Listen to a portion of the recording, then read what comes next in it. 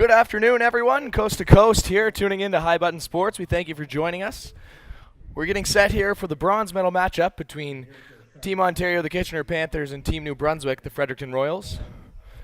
We'll have the lineups here shortly in first pitch, as they've just announcing each team over the loudspeakers here at beautiful Beasley Field. So we will take a short break, and once we're ready, we will return. Thank you for tuning in. I'm Aiden Robertson, and you are on High Button Sports.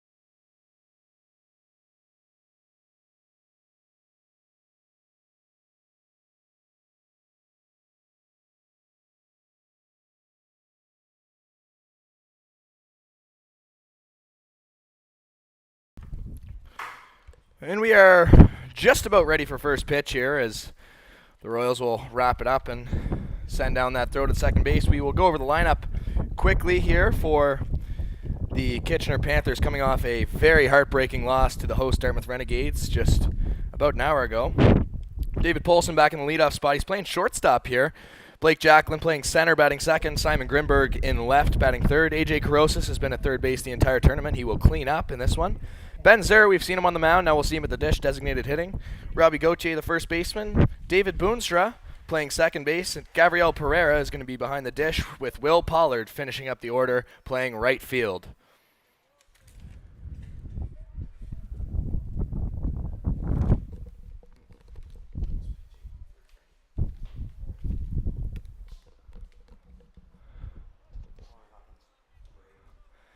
And Connor Huckins, the pitcher for the Royals here, will throw a first pitch, and that one missed inside to Polson.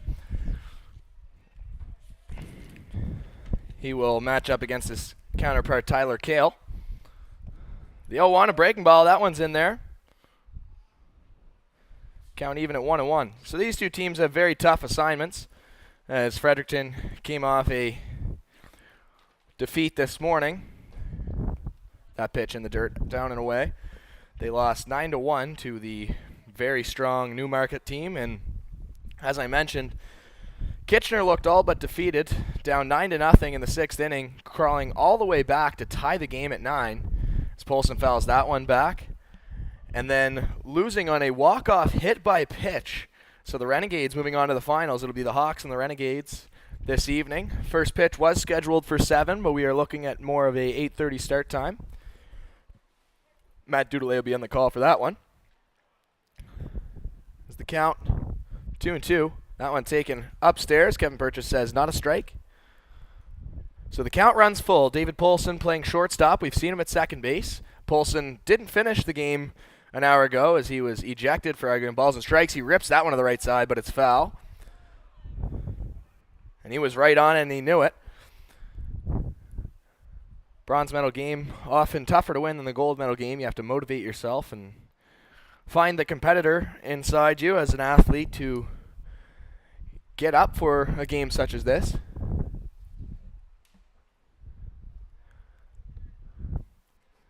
So the 3-2 once more to Poulsen. Breaking ball, taken downstairs. Poulsen tosses the bat aside. He'll take his base. And that'll bring in Blake Jacklin. Blake Jacklin just about got to be the hero earlier today as he was the one who hit the grand slam to tie the ball game at 9 an hour ago. And it looked like the Panthers had all the momentum, but a difficult 7th inning. And that's baseball, folks. It was a heck of a ball game, one of the best that you'll see in your entire life. And the fans here at Beasley were treated to a gem, as were we, and it was just a great thing to be a part of. Expecting a big crowd on hand later tonight. Crowd here for this one. 2 out-of-town teams in the bronze medal. Fairly scarce. But generally it's been good all weekend. Hawkins will come set and check the runner at first. That pitch down and away. So Jacklin showing bunt. This guy hits a grand slam about an hour and a half ago and now decides that he might square around. So he can do it all. Just a team first guy. Hawkins at the pause. That one's ripped to the right side. That's through for a base hit as Poulsen will advance to second. And Blake Jacklin continues to swing the bat well. And that'll bring in Simon Grinberg, who's done some DHing. He's played some first base. Today he's going to be playing in left field. Very versatile.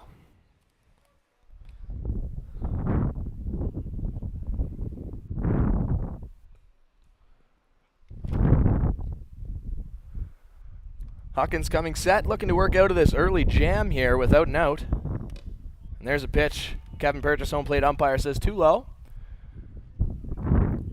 Everybody up in the Panthers dugout, which is nice to see. They do seem invested. Like I said, it could be difficult at times. Put all your emotions in trying to get to that gold medal game as that pitch is in the dirt for another ball as well. And then suffering the heartbreak and not having any time to shake it off or cool down. And adrenaline was high as we had a bit of a dust up after the handshake between the host Renegades and the Panthers. Some pushing and shoving, screaming. So that one's over the outside part of the plate. So Hawkins looking to find his groove now. And battle. Seems we might have some technical difficulties with the scoreboard as the count hasn't been updated at all today. So bear with me if I'm a little bit off on that. So that pitch taken for a called strike 2 on the outside part of the plate. And Hawkins works ahead.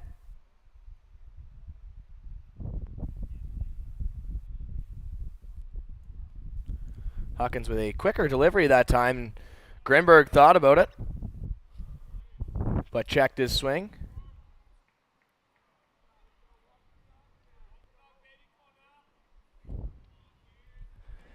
Count now 2-2, I believe. Hawkins delivers that one. That's taken low as it was 3-2. Hard to tell.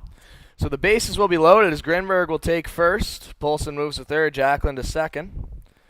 And not the start that I'm sure Hawkins was looking for, as the pitching coach will have to come in just 3 batters into this game. We will take a breather and let them sort out this wrinkle. We'll be right back here on High Button Sports.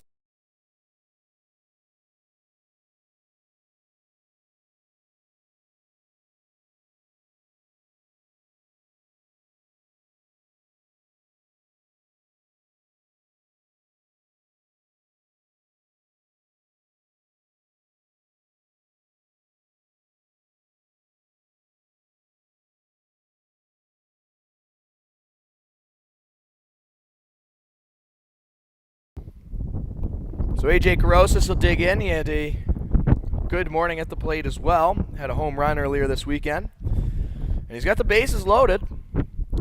Facing Hawkins. As there's already some action up in the bullpen. That pitch upstairs. Ball 1. Hawkins struggling with the command here. He's going to look to settle in and settle in quickly. working out of the windup, the lefty. That one just missed the zone as well, and that's part of being a pitcher is when you don't have it, you struggle to get the calls from the umpires.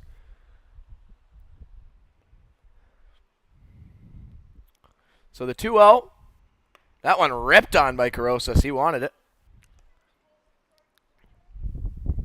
Fredericton, the 2 seed overall in the round robin, finishing 3-1, yes. That pitch called strike at the letters. So looking to battle all the way back here is Huckins as the wind picking up. Do apologize if you hear that through our microphone here. Another beautiful day for baseball here at Beasley. The sun shining bright and it is hot.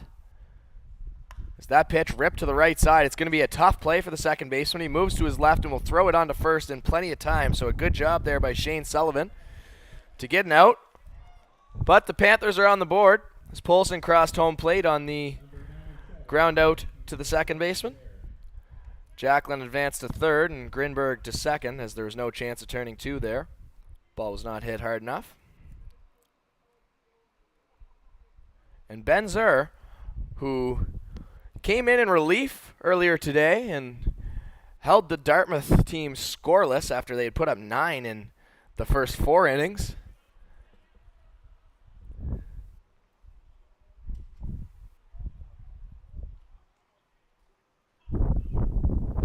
And he hits this one. So Zur is the DH, and you got to think that he doesn't take a lot of at-bats here. I'm pretty confident that the team here in the bronze medal game going to allow the pitcher to try and get some ABs as he's got his shin guard on the wrong foot. He doesn't own a pair of batting gloves.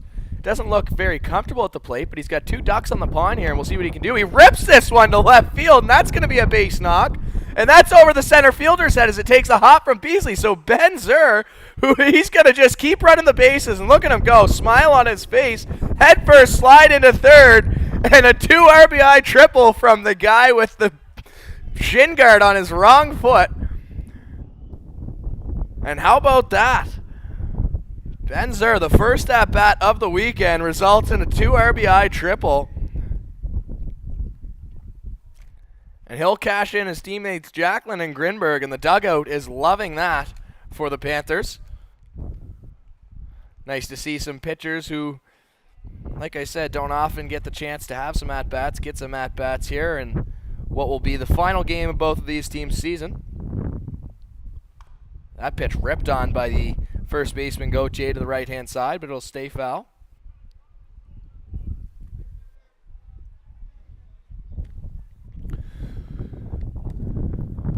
So the count 0-1. Still no update on the scoreboard. It's reading 1-0, and it is indeed 3-0 for Kitchener. So we're having some troubles here at Beasley Field.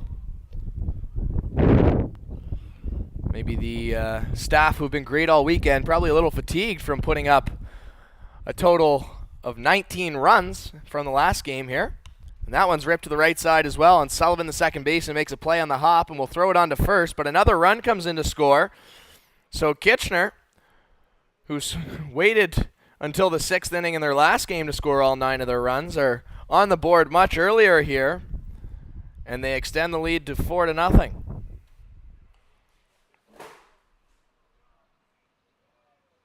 David Boonstra, the second baseman now, going to take his swings. He played in the game earlier today.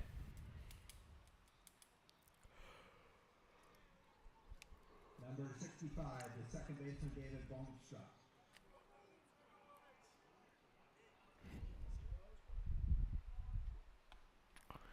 That pitch taken at the knees for a strike.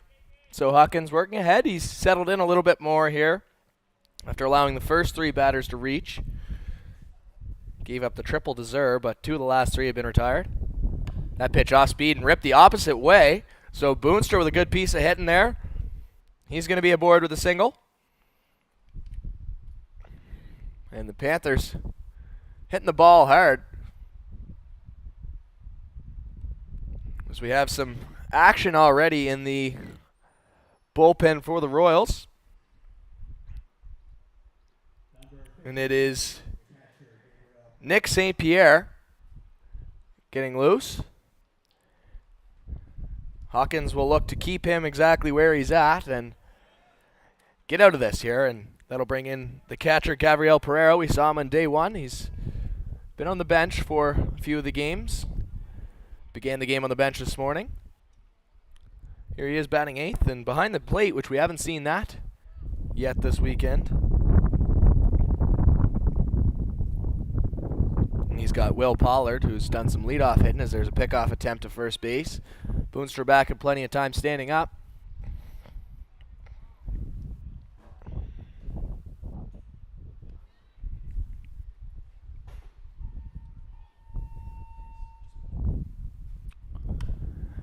That one popped up to the third base side. And it's going to be a tough play, and it hits the bleachers as it's just out of reach of the third baseman, Craig Oliver.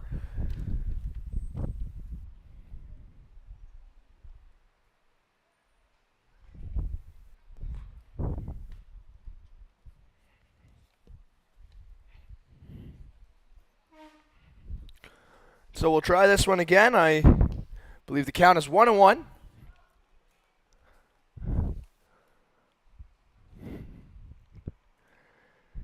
And the pitch from Hawkins is cut on and miss, and a healthy hack there by Pereira.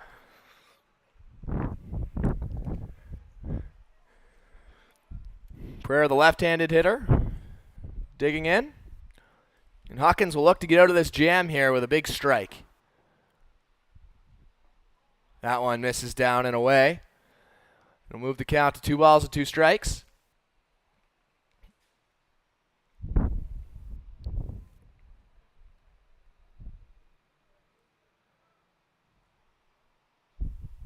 Here's the pitch. Taken downstairs, so the count runs full.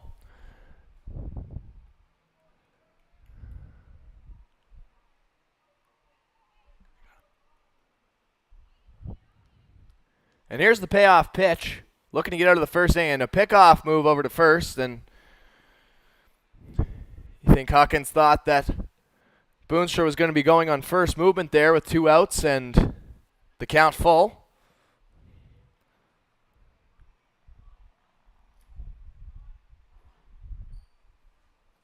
Here's the pitch.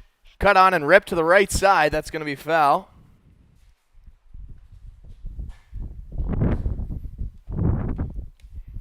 So we'll have to do the 3-2 over again.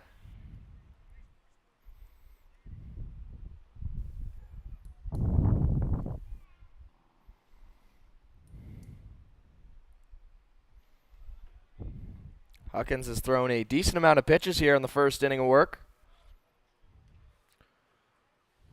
Delivers the 3-2 once more. Runner was not moving, and it's going to be ball 4 just low. Hawkins wanted it. Pereira will take his base, and that'll bring up the 9th.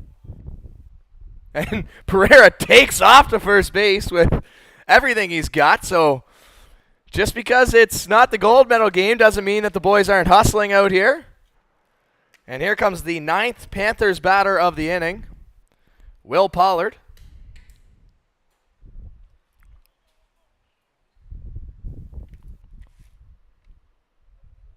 He's got Boonstra on second, Pereira at first. That pitch taken outside. And Kevin Purchase not feeling like opening up the strike zone here this afternoon. He's got it the size of a tin can thus far.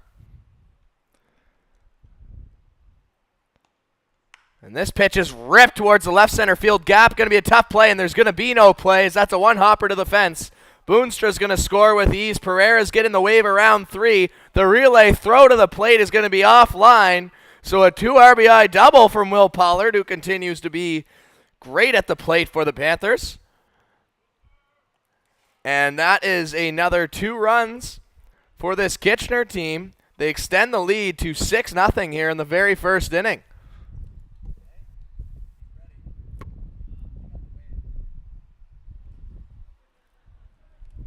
And out comes the coach, and that's going to spell the end of the afternoon for Connor Hawkins, as he's unable to get out of the first inning here.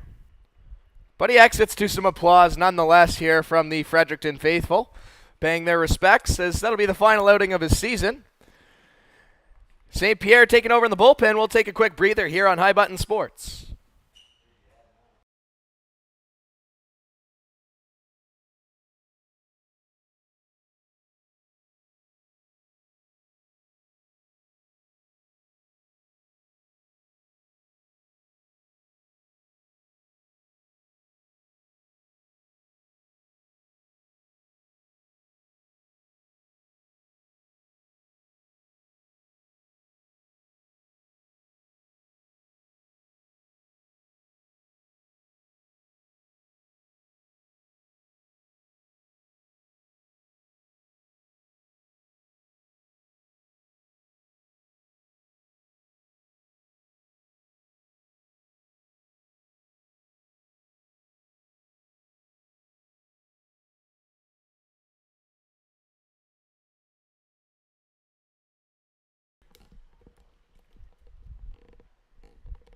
So Nick St. Pierre, going to get some warm-up pitches in, and we'd like to thank our featured game sponsor, Adapt Performance Training. Adapt Training is a multidisciplinary strength and conditioning facility located near here in Elmsdale, Nova Scotia. It offers athletic training, one-on-one training, boot camps, chiro service, and athletic massage therapy. Adapt has trained the likes of the newly selected Canadian World Junior player Riley Kidney, a member of the Acadie Bathurst T10 as well, and 2023 NHL prospect Duncan Ramsey, alongside many Nova Scotia Canada Games athletes, and we'd like to wish those athletes good luck as they get underway out in Niagara today at the 2022 Summer Canada Games. Representing our province with pride, we saw a video of the flags being waved there at opening ceremonies. A cool experience. Matt Dudelay, co-producer here today, former Canada Games athlete himself. And the lineup will turn over here for David Poulsen, his second at-bat of the game. Already here in the first inning, he rips at the first pitch, and that is going to left field. Underneath it is the left fielder for the Royals, Nick Rushton. And finally the side is retired. So 9 men come to the plate, 6 of them score. And the Panthers have started this one off much better than they did the previous game in the semifinal. They'll come and play some defense for their pitcher, Tyler Kale, when we return here on High Button Sports.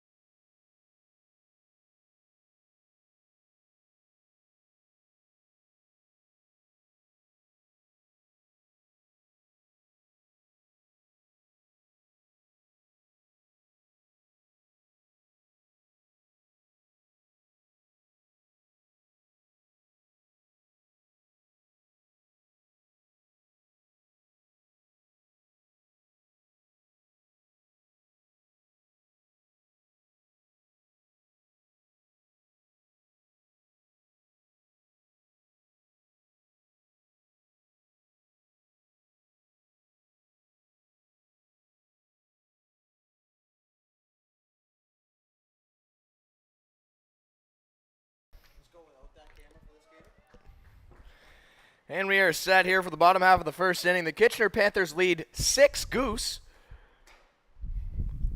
And the leadoff hitter, Logan Walsh, the right fielder, will dig in, facing Tyler Kale on the mound for the Panthers, as we'll run through quickly the order for the Royals. Logan Walsh playing right field. But leading off, Zach O'Hara, the catcher. Max Grant, the smooth fielding shortstop. Craig Oliver, the third baseman, batting cleanup. Nick Rushton in left. Gary Hale, the designated hitter. As that ball is hit up the middle, Paulson spins and fires. He's not going to have a play. And Logan Walsh is going to reach. We'll see how that one's scored officially. Single in my books.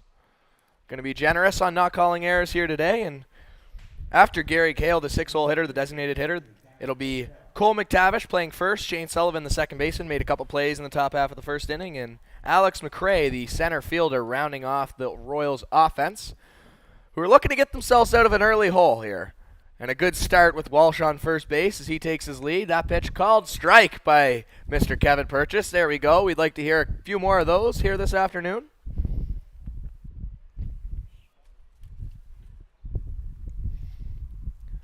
Kale set, delivers. Quick slide step. That ball's fouled near Dudelay, their cameraman, and just out of his reach. He had no play.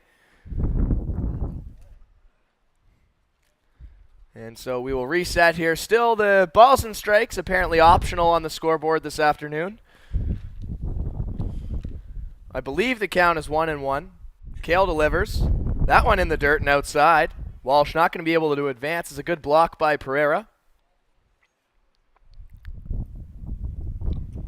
Lots of action from the volunteer crew down at Happy Harry tent. They're all socializing, probably talking about the game we just had or potentially the play at the plate we had last night between Manitoba and Newmarket.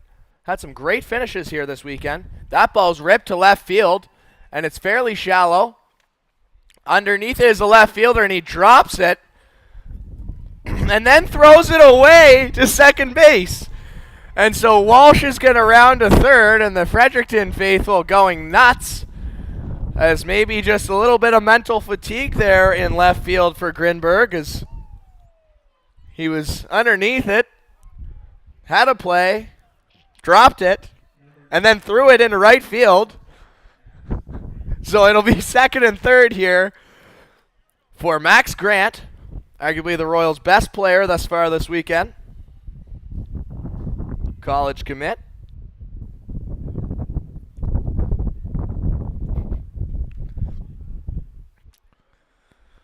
Outfield playing a bit of the shift here to the right. Gale delivers that one, and it's fouled directly back. So we had a borderline E6 to start things off, followed by a pair of E7s, excuse me. This is the second game in a row for the Panthers, so that makes things a little more difficult. Gale will step off and call the catcher out as they're a little bit confused. So quite an interesting start here, and you got to think we might be in for an absolute barn burner at Beasley this afternoon of a bronze medal game. As the signs are straightened out, obviously you can't just fire the get-me-over fastball there to Grant as he will hit it a long way. And they decide to go off speed. That's in the dirt. I think the count is 3-0.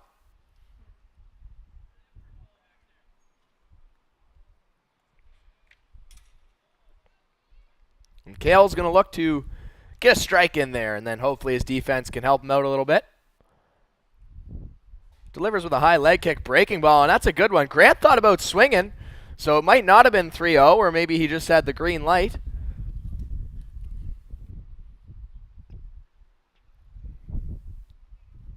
Regardless, there's definitely one strike in the count. Kale's looking for another one of those here. And not a single fastball to Grant, so they're certainly worried about his power. That one is a ball, so we're almost certainly at 3-1 now. No, it's 2-2. It is 2-2 as I'm sleeping up in the broadcast booth. It's been a long weekend here for our crew here at High Button Sports. That pitch, a heater. That's fouled off the foot of Grant and spins into foul territory anyways. Saw a couple dribblers up the first baseline in the last game.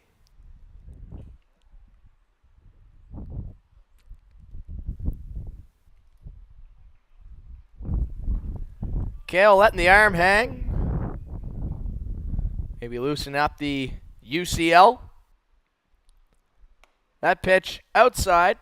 So now it's full. For real this time.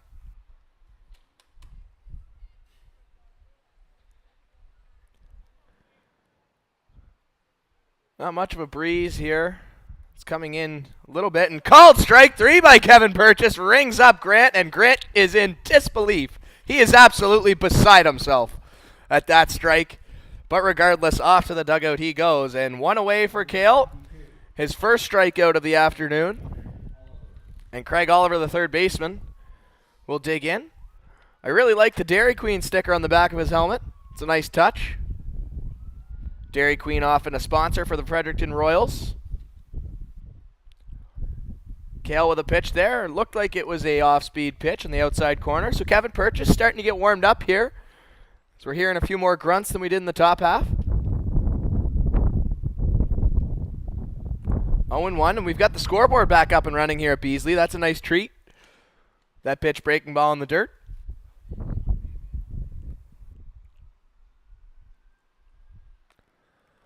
One ball, one strike to count. We've got runners on second and third. One out, so lots of ones across the board. That was one breaking ball down in the dirt. And the Panthers letting Pereira know that's the best block they've ever seen from him. I agree. It was pretty nice. As has been all the defense here this weekend. We've had a great time at the U22 Nationals as Kale delivers that one off speed. So I'm starting to think that Kale's number one is a curveball. We haven't seen much heater out of him. Lots of off speed. Really working the elbow here. Why not? It's the last game of the season. Got nothing else to rest for.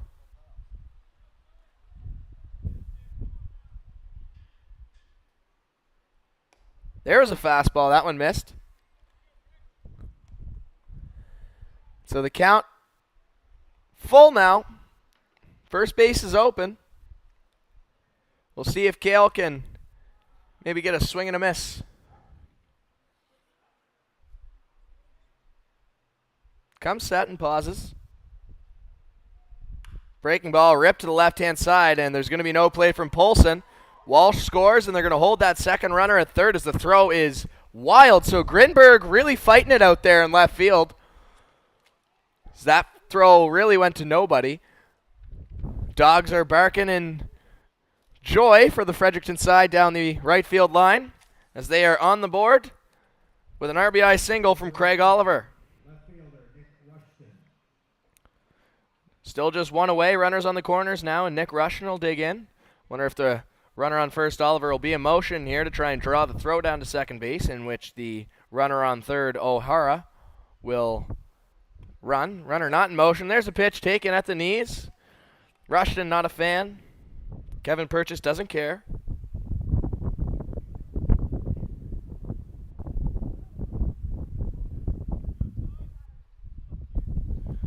Quickly 0-1. Kale working ahead. Fires that one inside. And there's the runner. The throw down to 2. And off goes O'Hara from third. He'll score.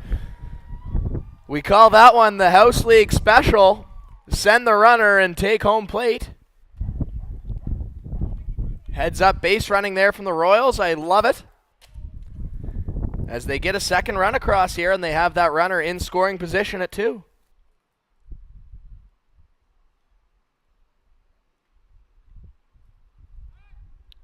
Pickoff move to second. Oliver back in plenty of time.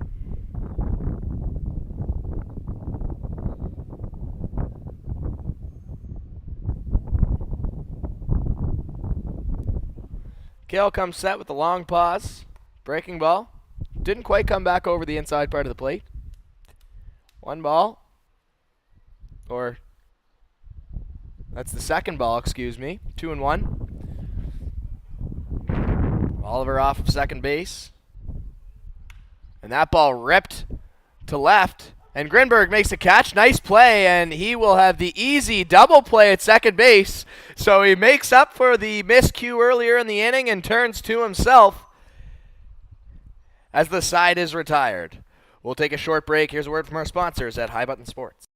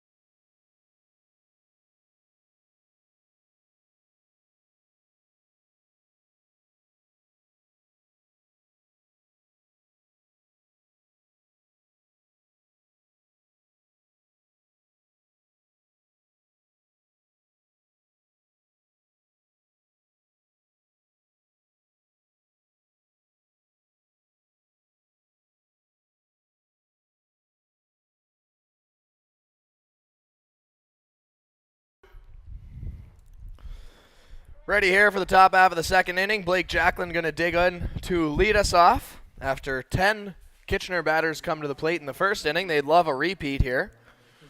They gave up 2 in the bottom half. Still have a 4-run lead, but as we've seen today, no lead is safe at Beasley. They've seen for themselves as St. Pierre delivers an off-speed pitch in there called strike 1.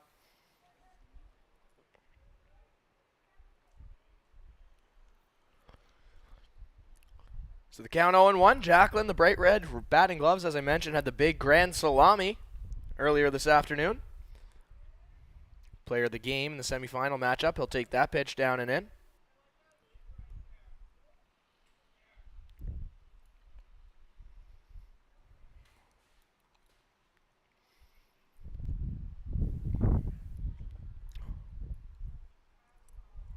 St. Pierre coming set. Delivering one, called at the knees. Beauty of a pitch. Count moves to a ball and 2 strikes.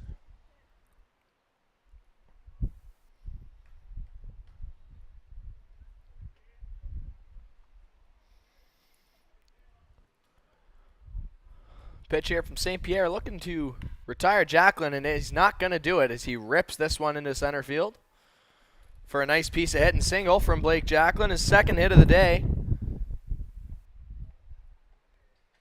That guy finding a way to get on any way he can. That'll bring up Grinberg, the left fielder. Turn to double play to end the inning.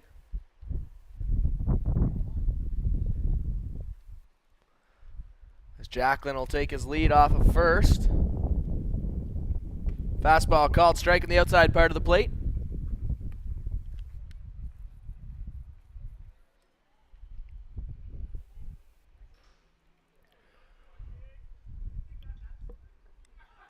Jacklin takes his lead. He's going. Good pitch to run on. This is a breaking ball, and the throw down is not going to be in time. So Jacklin will take second base.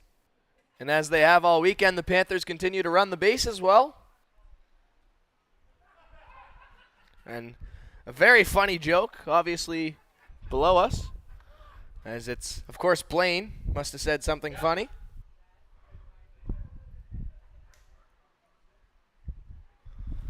Delivery from St. Pierre to Greenberg. Missed the spot that time. It's going to be 1-1. 2-1, excuse me. St. Pierre's set. That ball popped up on the third base side. And a slide, but the ball popped out of the glove there of the third baseman, Oliver. A great effort as he slides into the warning track, and that does not feel nice on the kneecaps. Sliding on that crusher dust track. Great effort, though.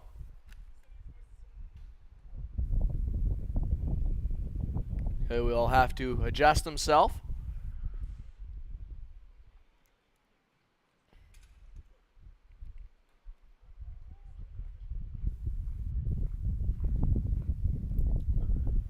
Oliver's reset, and Grinberg's ready to go at the plate.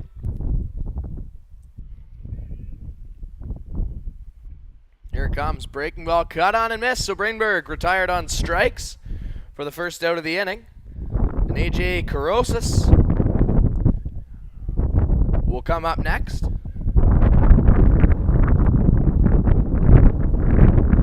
There's the breeze here at Beasley, cooling us off as the sun again is beaming. Not a cloud in the sky. Nowhere to hide if you are prone to sunburns. That pitch in there for a strike, so Carosis is set there now as St. Pierre works ahead. We'll have to ask the Royals pitcher if there's any relation to George St. Pierre. That would be awfully cool. The 0-1. Jacklin moving, and it was a hit and run as that one's fouled back near the parking lot. So Jacklin will have to retreat and catch his breath.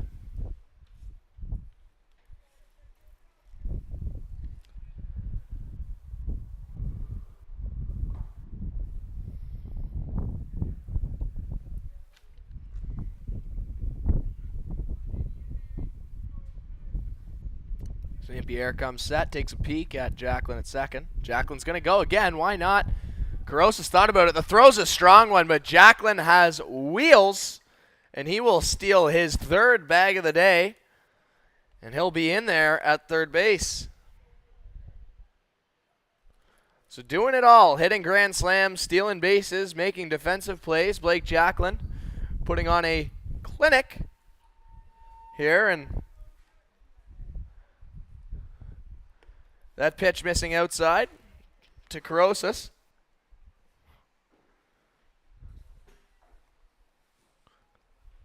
Count 2-1.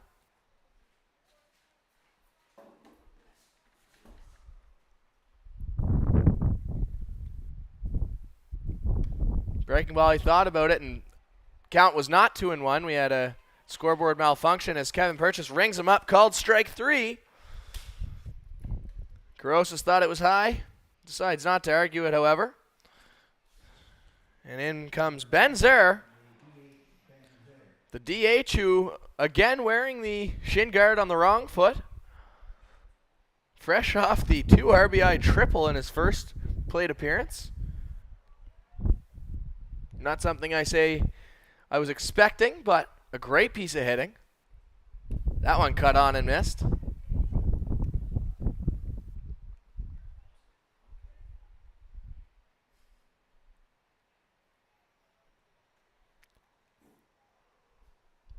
So quickly 0-1. And that one's ripped to the shortstop. Played nicely, and the flip on to first is scooped out of the dirt by the first baseman over there. And so a good job from Grant and McTavish to work together to get out of the inning, as the Panthers don't score. Just 1 hit, 2 stolen bases, and they leave 1 runner on. We'll be back here with the bottom half of the second inning on High Button Sports.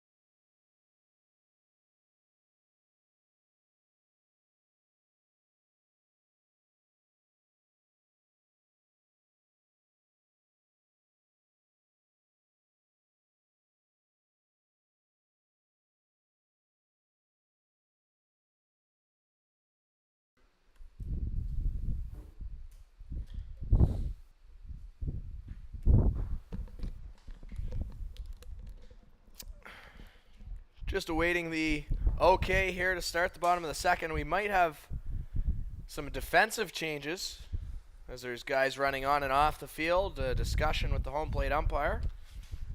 Perhaps the Panthers trying to get some guys in who haven't gotten in this weekend.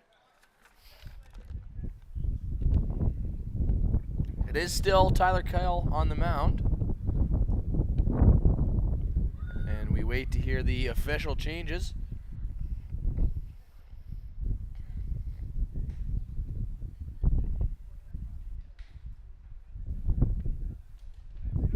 Kevin Purchase cleans off the plate. Leading off the bottom of the second inning for Team Brunswick. And they're not going to announce the changes here, as announcing has become optional as well at Beasley Field this afternoon. They're saving their talents for tonight, as that first pitch is ripped to the left side, and a strong piece of hitting there by the Royals batter Gary Hale. who's certainly a nominee for name of the tournament, named after the late, great Lou Gehrig. So he's aboard on one pitch, and Cole McTavish, the first baseman, will dig in. Number 20, first baseman Cole McTavish.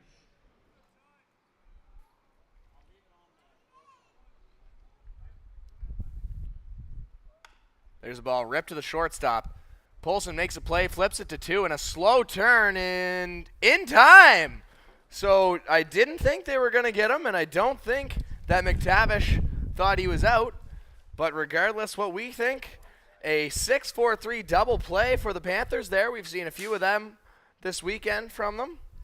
And they continue to be excellent defensively. So just as quickly as the Royals had a base runner, they've got nothing going. And Shane Sullivan, the second baseman, will dig in. He's made a couple plays today. Kale working under the windup, and that pitch just downstairs.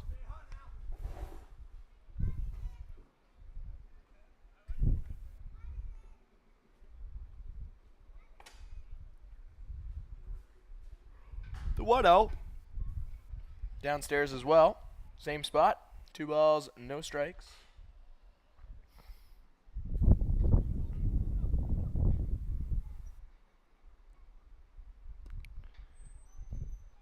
Kale doing an excellent job of being consistent in this at-bat. His 3 pitches in the same location. Unfortunately, they're balls. There's the get-me-over fastball for a strike, 3-1. He'll have to climb the ladder all the way back.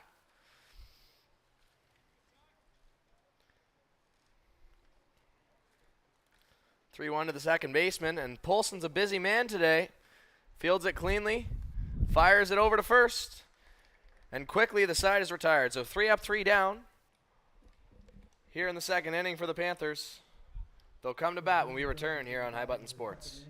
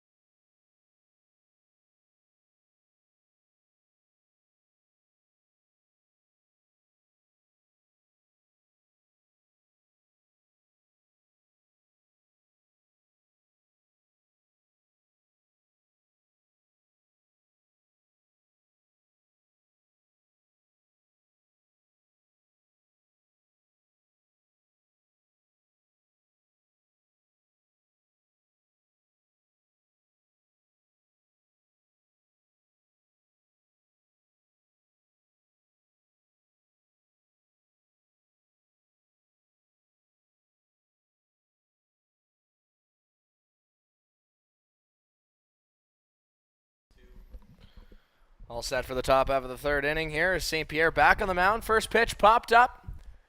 Don't think there's going to be any room there as it drops in front of the Happy Harry's tent. One of our sponsors here this weekend. Speaking of, we'd like to thank today's feature game sponsors, Adapt Training, Performance Training. Adapt Training is a multidisciplinary strength and conditioning facility located here in Elmsdale, Nova Scotia. Adapt offers athletic training, one-on-one training, boot camps, chiro services, and athletic and massage therapy. They trained recently selected World Junior player Riley Kidney, who will be playing for Team Canada next week at the World Juniors, plays for the Acadie Bathurst T10, the QMJHL, as well as 2023 NHL prospect Duncan Ramsey and many Nova Scotia Canada Games athletes. Adapt Performance Training. Thank you for your sponsorship. Robbie Gautier's at the dish, if you haven't noticed. It's a ball and 2 strikes to him. So that ad read is about 5 minutes long, and he will wear one on the back and take the free 90.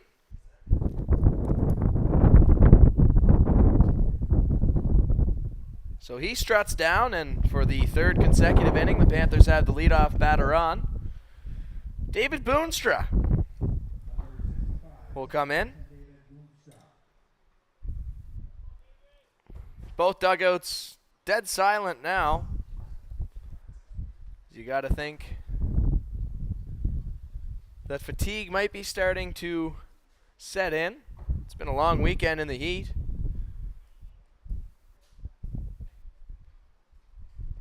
St. Pierre comes set, has a peek at the runner. He's not going, and Boonstra rips this one into the alley in right center field, and that's going to be extra bases. He's headed towards second. A throw. It's going to be a little bit closer than I thought, but the head first slide has him in there in time, so Gauthier advances to third base, and Boonstra's got himself a double for his 2nd hit of the day, and he's halfway to the cycle. And we're only in the 3rd inning.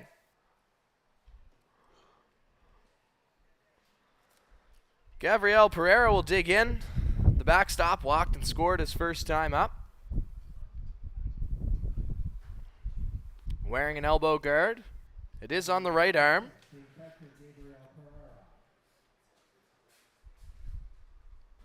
As he does a little shimmy step before getting into the batter's box. Or as we like to call it here at High Button Sports, the hitter's box. There's a breaking ball taken outside. 1-0.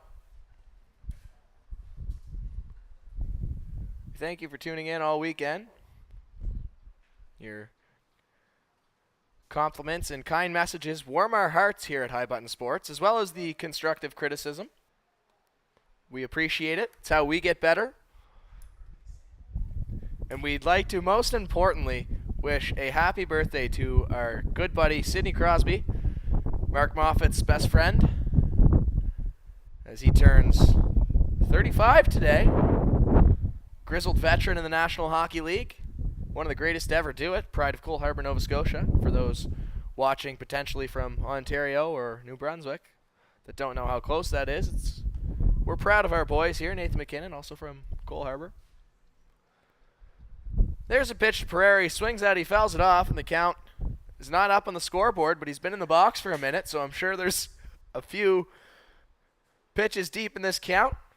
I'll wait and see what Kevin Purchase holds it up when he informs everybody else what it is, and it'd be nice if he just looked up at the scorer's booth here and told me himself.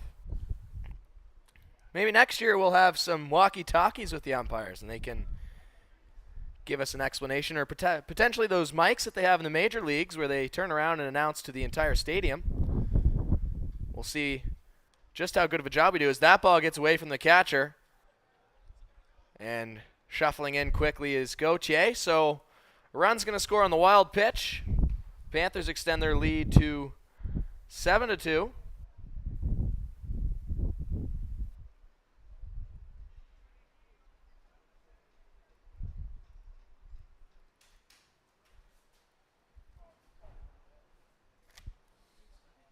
Boonstra advances to third on the ball to the backstop. Pereira still up there swinging. For what feels like the 13th pitch of the at-bat, albeit probably just 6. Choked up on the bat, trying to protect, put something in play. Won't do it on that one. That pitch is outside. Great eyes at the plate, so the count wasn't full. We know that. Still don't know what it is. 2-2 on the scoreboard now, so thank you to our staff in the Beasley Scorers booth. Fastball cut on, and it's a dribbler. Boonstra's going to have to retreat, and the turn and fire from St. Pierre on the mound is in time for the first out. So Pereira retired after a lengthy battle with St. Pierre on the mound. And that's a difficult play for a pitcher, as that throw to first base is not easy when you're used to throwing with everything you got to the plate. You have to throw a different distance to first base. It has to be quick. Can't be too hard. You don't want to overthrow it. You don't want to hurt yourself. You don't want to make an error. And pitchers are athletes too. So the 9-hole hitter, Will Pollard, he had a 2 RBI double his first time up. He was stranded at second base, though. He'll take a breaking ball in there for a strike.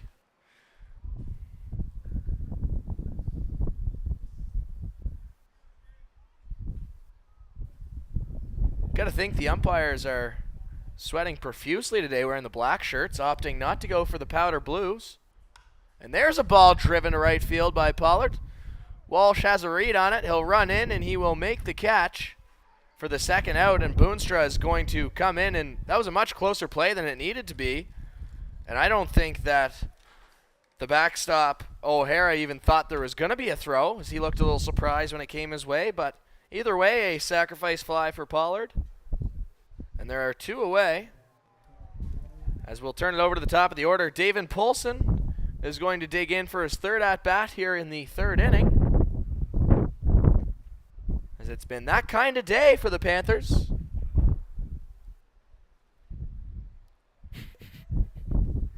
As their offense clearly works in bunches. When they're hot, they're hot. St. Pierre gets the sign. No action in either of the bullpens as team's probably running out of arms to use. That pitch outside, ball 1.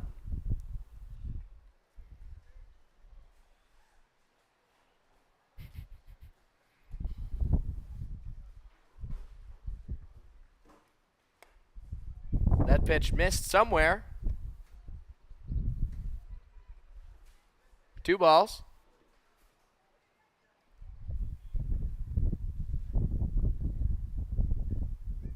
Breaking ball.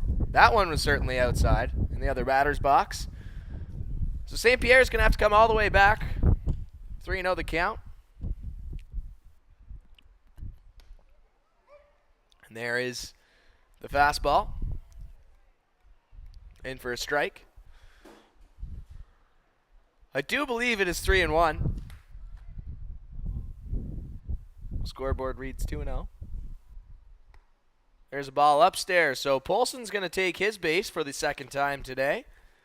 A base running threat on first base.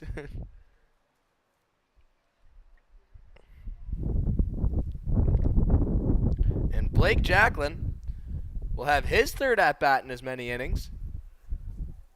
So far today, he has 2 singles with 3 stolen bases. So it's a good sign when you have as many stolen bases as there are innings in the ball game.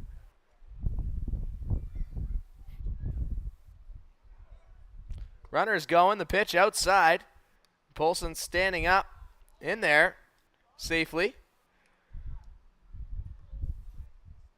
And so the Royals, who were not happy with Newmarket earlier stealing bases with a big lead, are now witnessing the Panthers running laps around the base path.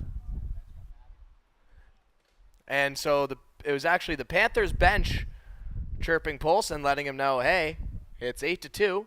Maybe let's not steal bases anymore as a breaking ball misses outside.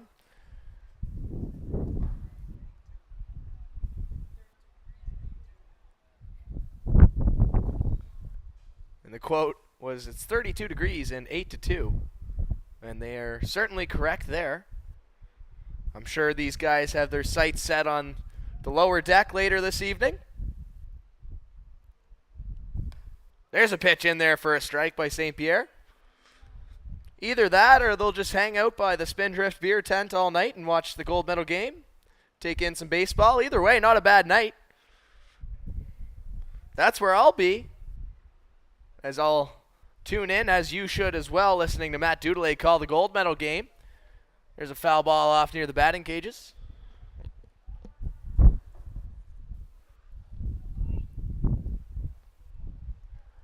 Top of the 3rd, 2 runs in, 2 balls, 2 strikes, 2 outs. Deuces wild all over the scoreboard.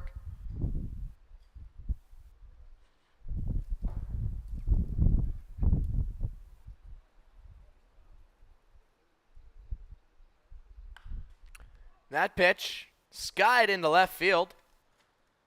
Tough play in the sun, but a great catch there by Nick Rushton, so the side is retired. And the Panthers get 2 runs For Team Ontario, and probably with just 1 hit. No Team New Brunswick errors, and we will be back here for the bottom half when we return on iButton Sports.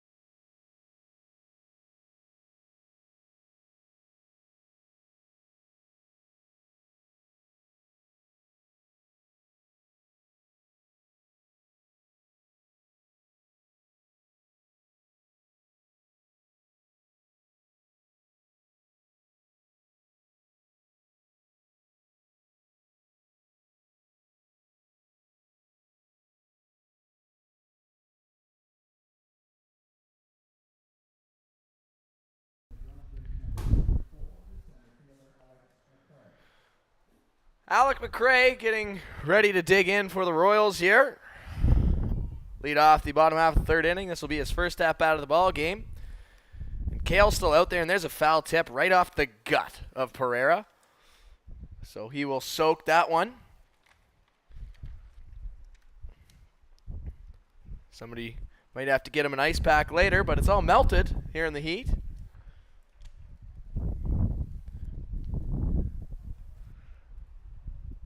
We do know the canteen has run out of sausages, so people have been eating them up, drinking lots of water. We had to go restock our case earlier today.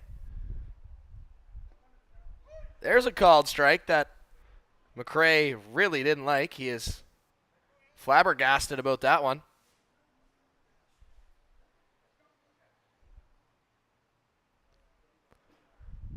It's 0-2 here. Kale working.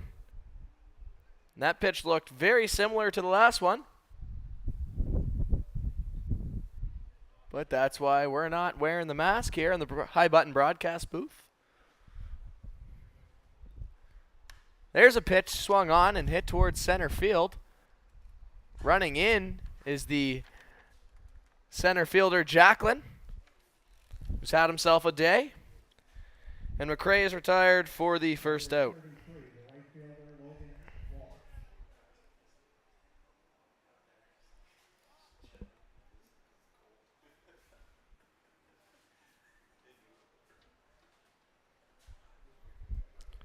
Back to the top of the order now as Walsh will dig in for the Royals. He'll take a pitch outside for a ball.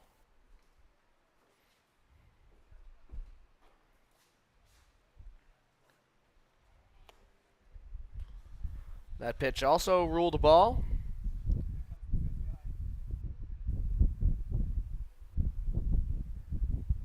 It's 2-0. 3-0, so Kale working quickly, but working out of the strike zone.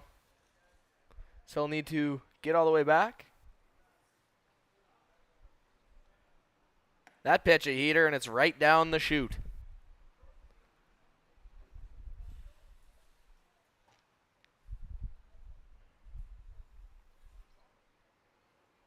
(3-1), right back where it came from, and what an effort at second base. Trying to lay out for that one was David Boonstra. And you like to see the boys giving it everything they have here in the bronze medal game, and that was certainly a heck of an effort. As the catcher, Zach O'Hara, will dig in now with a runner on first on a single from Logan Walsh, his second of the afternoon.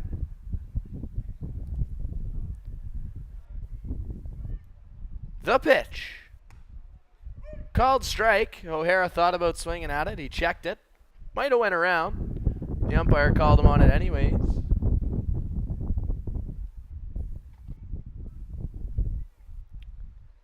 That one an off speed on the inside corner and had a nice little bend to it.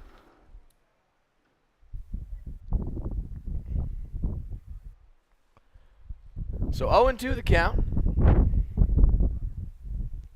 Kale comes set, delivers the fastball, and it's ripped down the third base side, and Butterfingers, the third base coach, couldn't squeeze that one. And as a punishment, he's going to run down and get that one himself. Take a lap, coach. Take a lap. 0-2 once more. That's a breaking ball in the dirt. Runner not going anywhere. Too hot for that.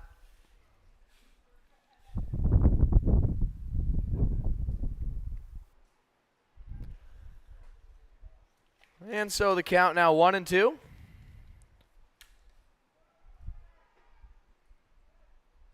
Coming set and delivering is Kale. That one just missing downstairs.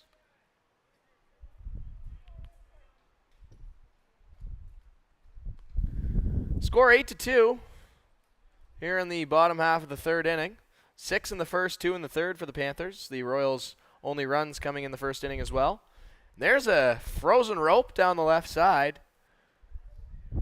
I don't know if we've hit a ball down that left corner that's stayed fair all weekend.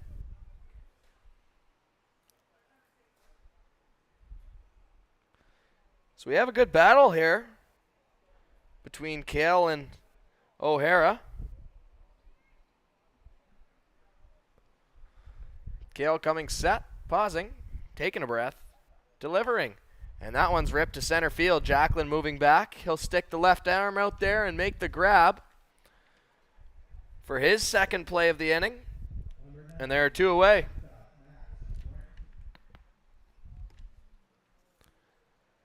Max Grant, the shortstop, caught looking his first time.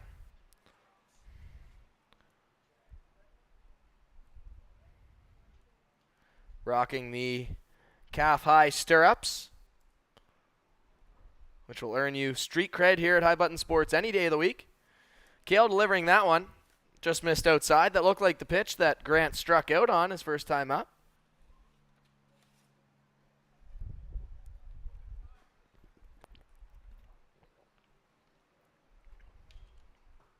Delivery there upstairs. 2 balls, no strikes. Same sequence as the last at-bat. Grant was ahead in the count, and then Kale climbed back and got the punch out. That ball is ripped, and center fielder Blake Jacklin is underneath it once more, so he makes a hat trick of plays out in center, and the Royals leave a runner on. They trail 8-2 heading to the fourth here on High Button Sports.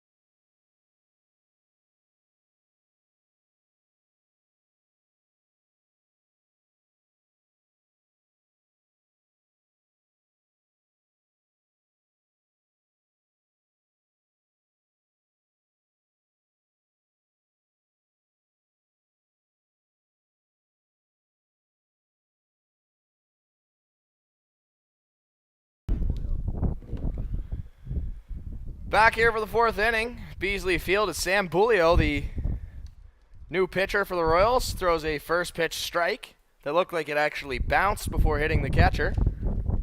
Must have crossed the plate at the knees.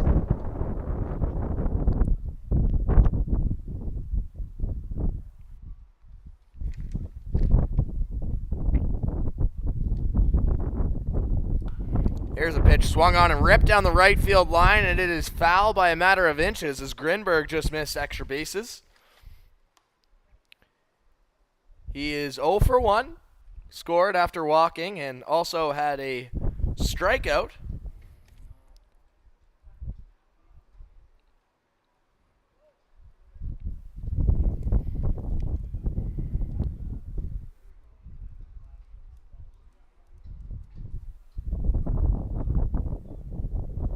Delivery from Bulio, cut on and popped up towards short. And the catch is made by Max Grant. He doesn't drop too many over there. And quickly, one down.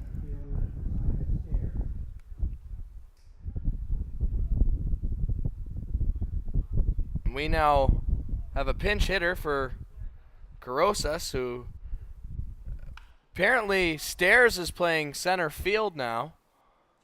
And I am absolutely confused up here in the broadcast booth, as Jacqueline was playing center field, who was supposed to hit before Grinberg, but Grinberg just came to the plate, which to me suggests that the Panthers have batted out of order,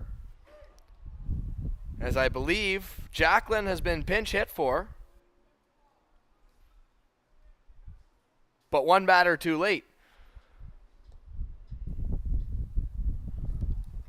Regardless, we're having fun.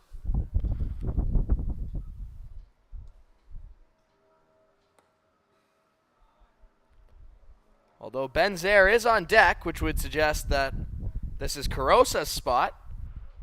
So we'll have to see if Carosas is out of the game.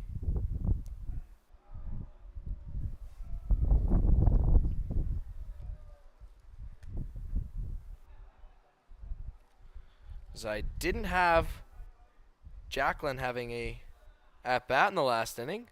As that ball hit to the left field side for a single, and a sliding effort by the left fielder, but it gets down. And we have a sliding play at second, but he will be safe. So a double there for Josiah Stairs, who we saw pitch earlier this weekend. And here's Benzer.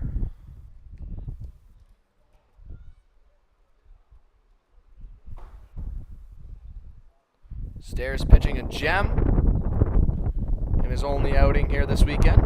Bulio delivers that one, a foul ball right up towards the broadcast booth and into the mesh. That would have been one that would have startled our colleague Mark Moffat. You would have got to hear a signature scream. Check out our Instagram account to see that lovely clip. Liked by Brendan Prust, former NHLers. That one's ripped up the middle, and Zaire can swing it, I tell ya. Couple quality ABs from him as Stairs will come around. So one pitcher scores another pitcher. And it's going to be an RBI single for Zaire.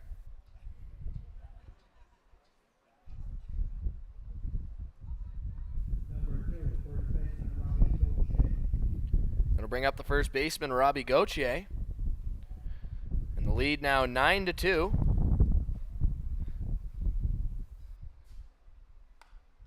That ball popped up behind third base. Oliver's headed back. It's going to have to be over to the shoulder, and he's not going to have room as the ball bounces into the bullpen, where there's starting to be a couple of hurlers for the Panthers. 0-1 the count to Gauthier.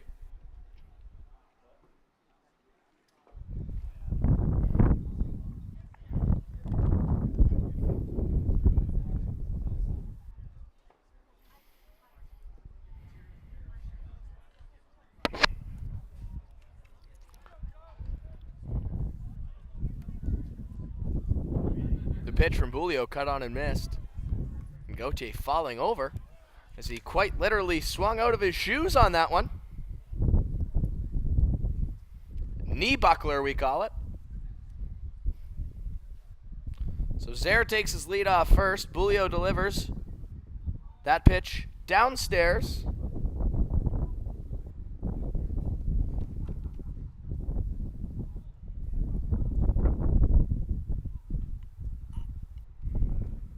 We'll try it again. That pitch hit now to right field, fairly deep. It's going to be a difficult play for the right fielder, and a sliding grab.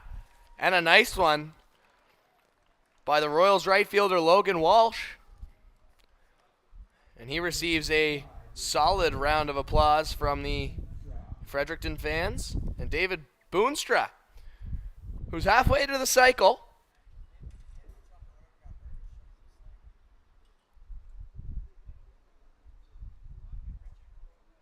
As we see the Panthers' everyday shortstop, Tyler Henricus, with a sling over there as he blew his shoulder out in the last game. And Zare is going to steal a bag. So for a pitcher who's DHing, he has 2 knocks, a couple RBIs, and he can add a stolen base to this. And once again, it's 9-2, and it's only getting hotter, it seems.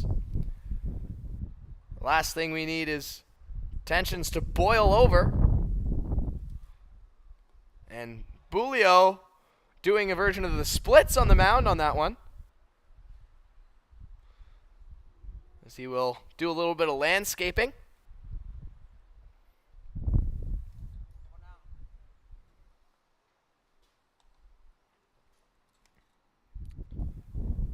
Bulio comes set. He'll deliver to Boonstra. Zare walking back and forth. The count, 3 balls, 0 strikes. So maybe they don't want Boonstra to hit for the cycle here, as he's a long ball and a triple away. And that one missed somewhere, possibly inside, possibly downstairs. But it certainly looked awful close.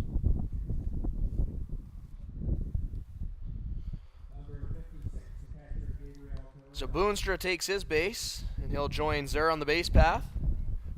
While Gabriel Pereira, who's 0 for 1 with a walk and a run scored, will dig it.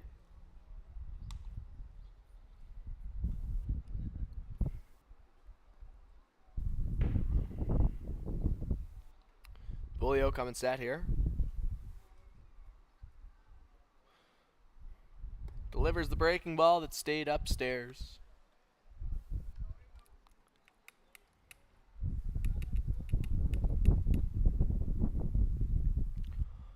One and 0. Cut on and fouled back. 1 ball, 1 strike.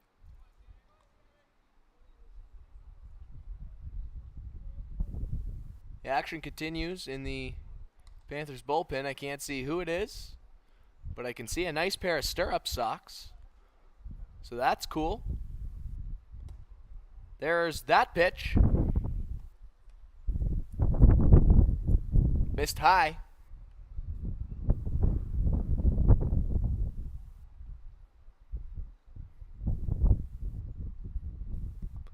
And that one bounces a couple feet in front of the plate, so we're all around it.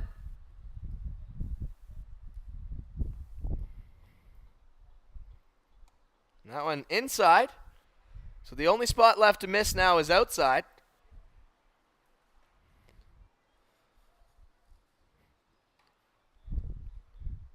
Bulio coming set. He'll have to get a strike here. Looking for one. And swinging was Pereira. It's a pop-up. The catcher didn't think he'd have a play on it, but he's going to make an attempt and crashes into the fence. Unfortunately, doesn't have the ball. 3-2. Just a couple feet over from our camera behind home plate here at High Button Sports. One of the multiple camera angles that we have here for you as we do our best to bring you this broadcast. The only thing we're missing is the digital strike zone on the screen. We have word that might be coming next year. Stay tuned. All depends on how much our raise is this offseason, and Pereira will take ball 4. He'll take his base, and the base is now loaded with 2 away.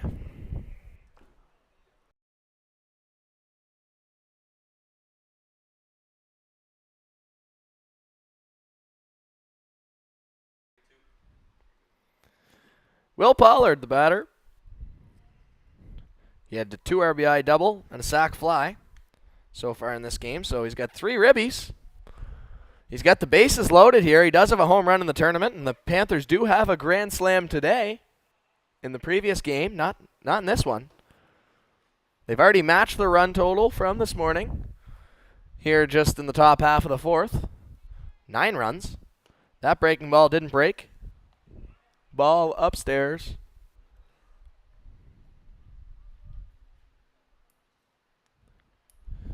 Some people starting to float in here, so you got to think they still believe the gold medal game is going to start at 7. We are delayed here if you haven't figured that out. 7:45 is the earliest first pitch time, but by the time the bronze medals get awarded at the end of this game and we get ready to go, could be later. That ball ripped to the left side. Oliver grabs it, will step on third, and the side is retired. So 1 run as we'll head to the bottom half of the 4th on this broadcast brought to you by Adapt Performance Training, multidisciplinary strength and conditioning facility located just not far from here in Elmsdale, Nova Scotia. Adapt offers athletic training, one-on-one training, boot camps, chiro services, and athletic and massage therapy. They have trained the likes of newly selected Canadian World Junior player Riley Kidney, who's also a member of the Acadie Bathurst Titans, and 2023 NHL prospect Duncan Ramsey, as well as many Canada Games athletes. So if you want to be like them, and who doesn't, head over to Adapt Performance Training, as maybe you too can sign your entry-level deal in the NHL. We'll be back after this break here on High Button Sports.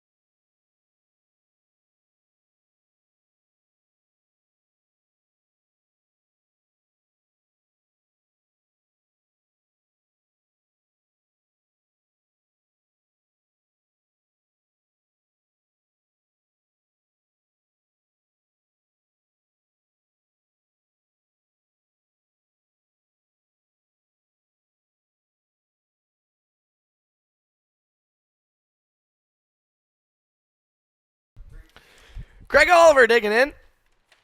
And this is, the bottom of the 4th.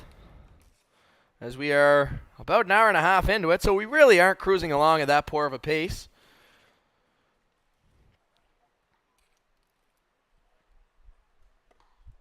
And first pitch called strike, and a very enthusiastic strike call there from Kevin Burgess.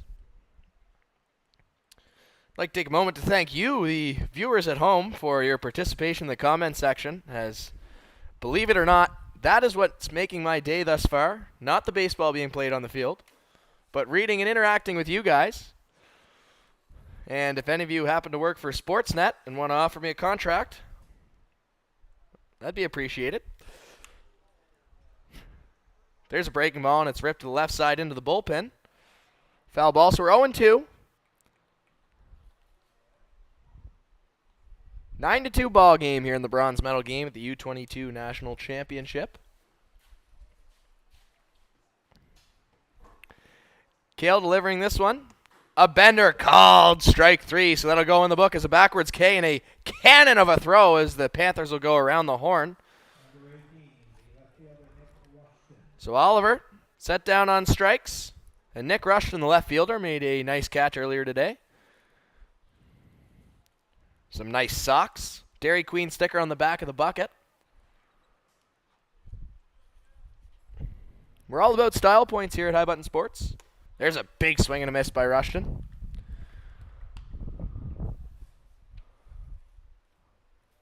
We're firm believers in the look good, feel good, play good section of baseball as that ball swung on and hit to left field. And the catch is going to be made by Grinberg. Quickly, 2 down. So that's 2 flyouts to left today for Rushton. And Gary Gale, who once again I got to shout out his parents for naming him Gehrig, because that is one of the coolest names I've ever heard in my short 20 years on this earth. Some action in the track as we see a dog on a leash here at Beasley Field. His first pitch misses for a ball. So Gehrig with a active stance, hands are moving, he drills this one to the right side. That's going to be a tough play, and it's going to get down. Gehrig going to stop up at first as he's content with a single, and a solid hit ball there for his second knock of the day.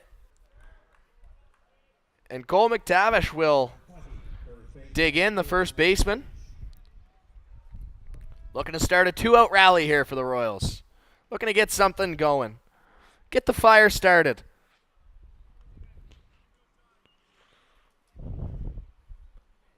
Light the candle.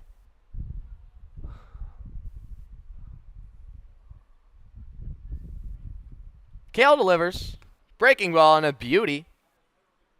Strike 1.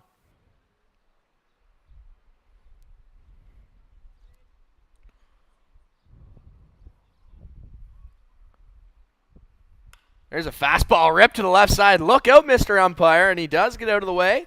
Forgets to make the foul ball call, however, was fouled by several feet.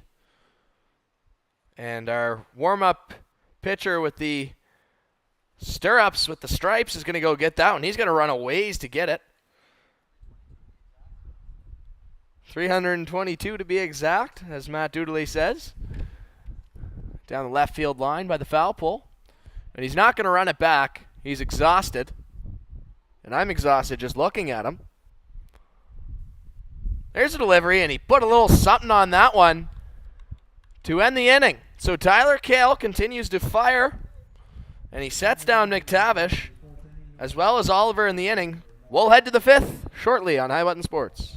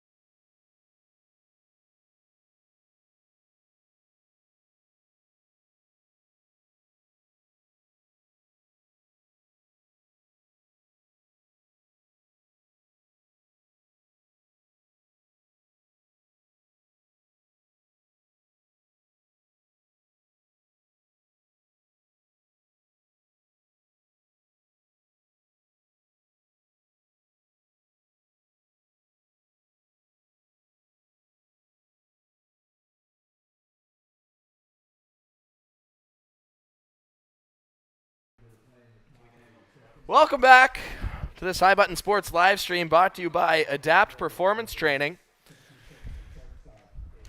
The longest ad read of the weekend happens to be this game, and I have the pleasure to read it to you. Adapt Training is a multidisciplinary strength and conditioning facility located here in Elmsdale, Nova Scotia.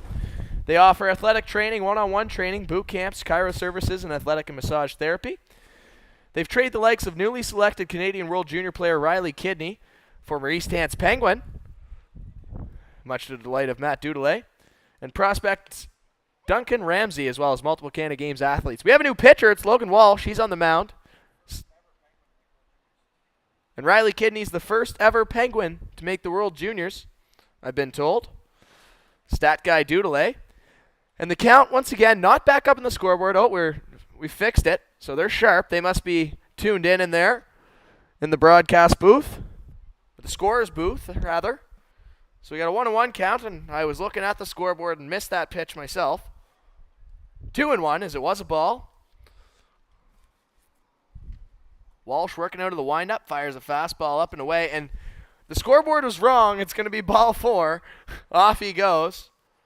And the first base coach wasn't there, so he was sleeping as well. He's going to go behind the runner. Usually you want him there when your base runner gets there, but different strategies from different parts of the country, I suppose. We do have action in the bullpen, and it is the same guy with the stirrups. I can't read his number. There's a pitch high for a ball.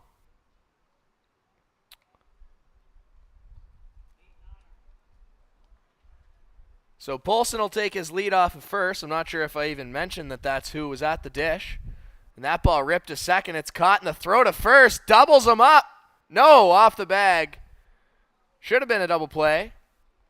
Wasn't a double play as Polson is able to retreat safely. And Blake Jacklin with a screamer is retired.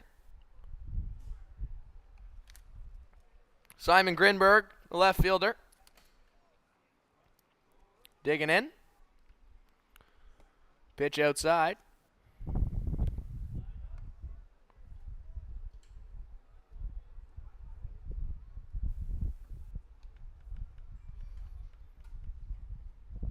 That pitch cut on and missed, and a healthy hack from Grinberg. And Matt Dudelet's phone is blowing up here in the broadcast booth. So if someone's trying to reach him, please drop a comment in the section. I can let him know if it's an emergency. But the 18 messages in a row are a little ridiculous. As that ball's popped up to third base, Craig Oliver's going to make a play, and he spent half the day in foul territory catching pop-ups. 2 down.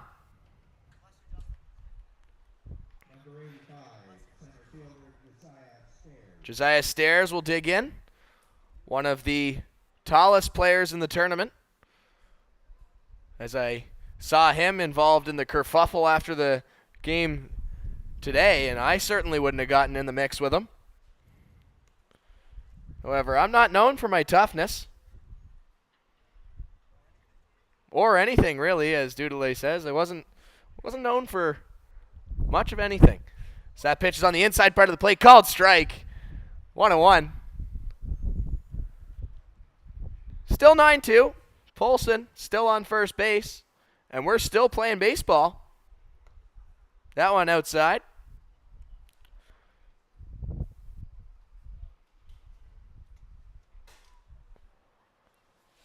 One and two from Walsh. Too low. The crowd definitely starting to creep in here. Everybody bringing their lawn chairs, ready to get comfortable as that pitch is outside.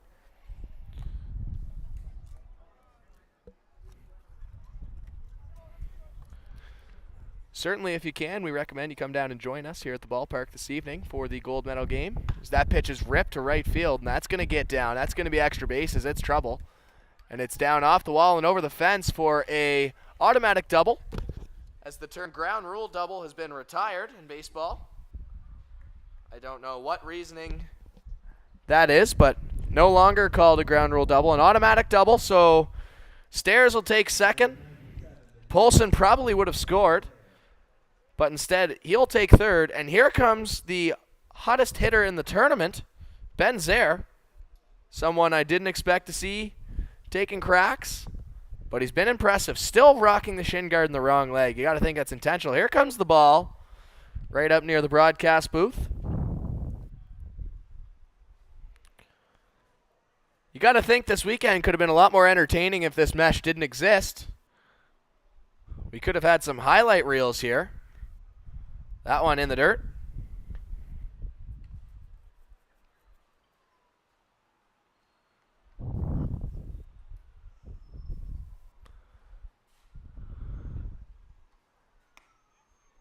There's a strike on the outside corner of the plate. And here come the Newmarket Hawks entering from the parking lot. Coming off the massive win this morning, and Zaire takes a swing at that one as if he was swinging a garden hose. Down on strikes for him. Bottom of the fifth coming up on High Button Sports.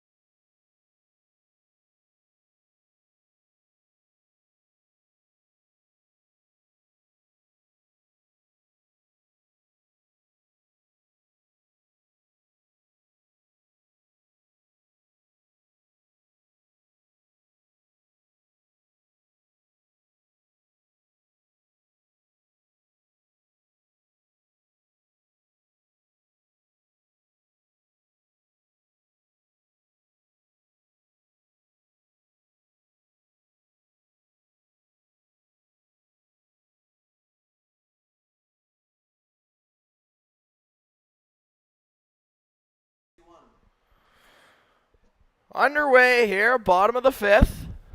Feels like the bottom of the 15th. But I have zero complaints. I love the game. And we've got Carter Bettis on the mound. Might have the best style of the tournament. Rocking those stirrups and a nominee, excuse me, for the all-flow team. So we see you guys commenting about the finals later. Dartmouth and Newmarket, indeed. Dartmouth defeating them 2-1 in their first matchup of the tournament. So we should have a doozy of a ball game. There's a fastball ripped to the alley. And Sullivan has himself extra bases here. And he's running, pumping those arms profusely. He's in there. So not the start Bettis wanted to his afternoon on the mound, but Shane Sullivan will certainly take that fastball and grip it and rip it, as they say. Number 34, center fielder Alex McRae for the Royals, the 9-hole hitter.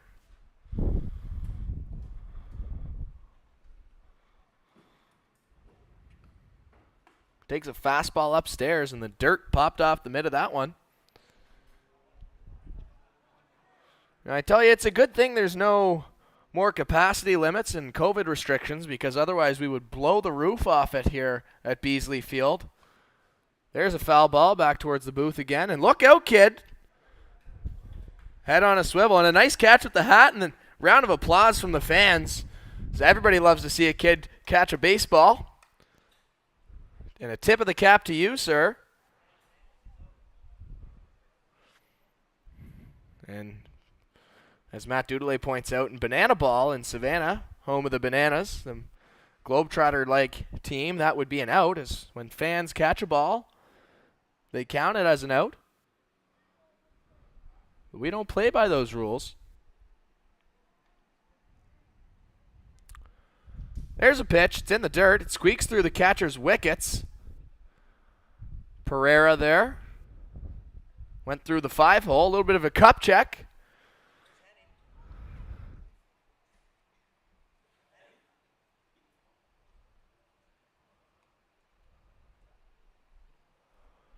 So Bettis is ready to go. Fires that one. That one missed. And our official scores have once again lost the button for the count on the scoreboard. But it is apparently ball 4. So McRae will reach. And I'm pretty confident the scorers are listening to this broadcast and just trying to make my day harder.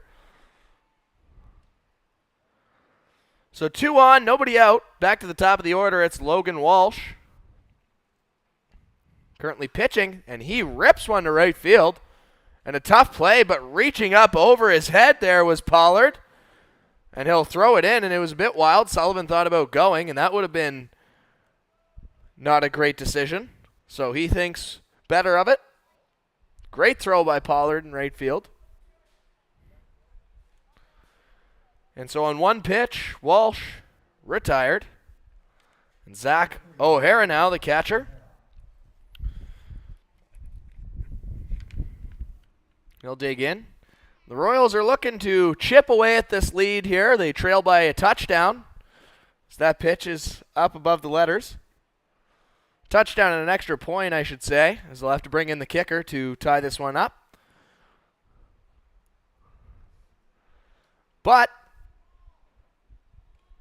to be fair, the Panthers were down 9 in their game earlier today and clawed all the way back, so anything is possible, as the wise man Kevin Garnett once said.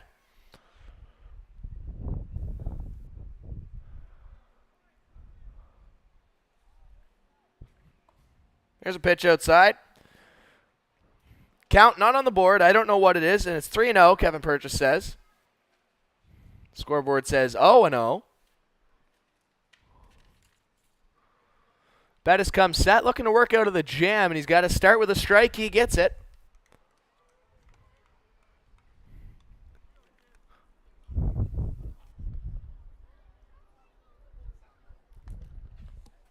(3-1). Called strike in the outside part of the plate.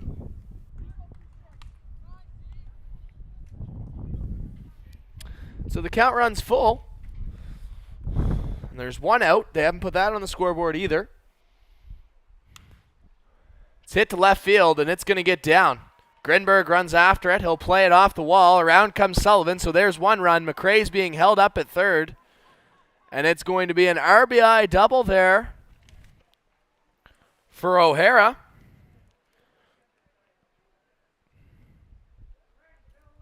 And for the first time since the very first inning, the Royals are on the board.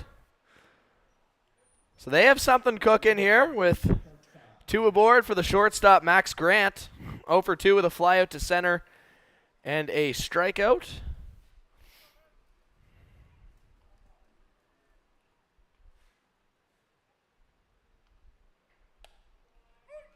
Called strike there.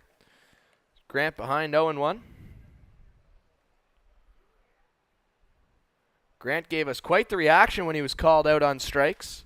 Second best reaction of the weekend.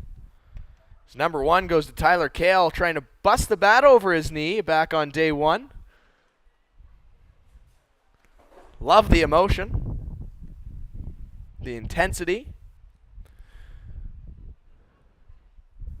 Bettis delivering now. Breaking ball ripped to the right side. And I got to say, the Royals base coaches are struggling to field the ball here. And we've got a vehicle now on the walking path here. So someone a little confused here at Beasley. That's what happens when you bring in people from out of province, I suppose. Maybe he's going to do a couple laps on the track as if it's NASCAR. That pitch outside. Count 2-2.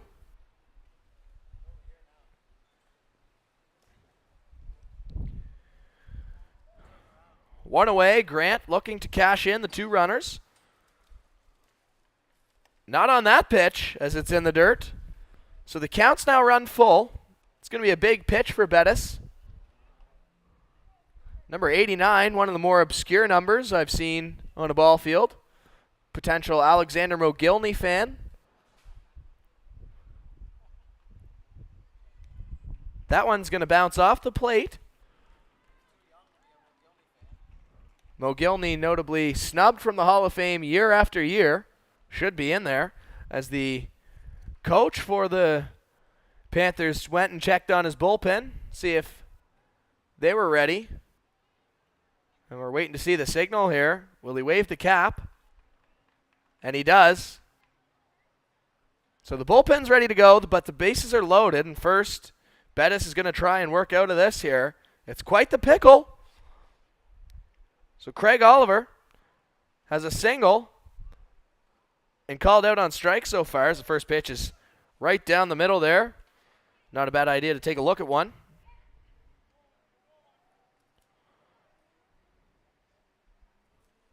Bettis working out of the windup, of course, because the runners can't go anywhere unless he throws it away. Breaking ball fouled off. Pereira took that one off his equipment.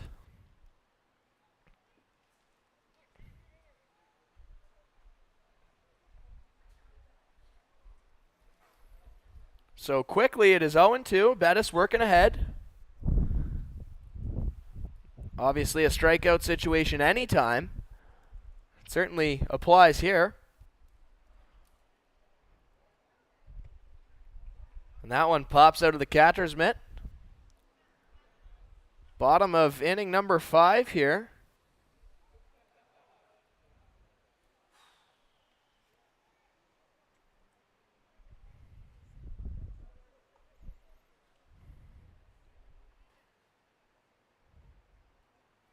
There's a pitch. Hit to left center. Stairs underneath it. The runner from third, McRae, is going to tag up, and he's going to score easily. So a sacrifice fly there from Oliver. And don't look now, but here come the Royals as this game is 9-4.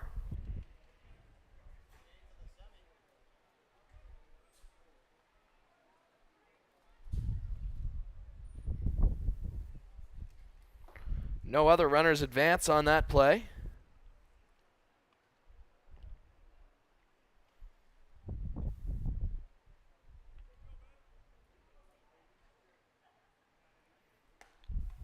That pitch called strike at the knees. Nick Rushton, the left fielder here. He has flown out to left field twice. And he swings hard at that one. Rushton, the man rocking the stellar stirrups for us. Must be a fan of our program. He's down 0-2 here, though. Stirrup on stirrup battle, and that one's fouled aside. Look out. Bounces onto the track. One of the ball boys, one of the many ball boys, will have to be on that one.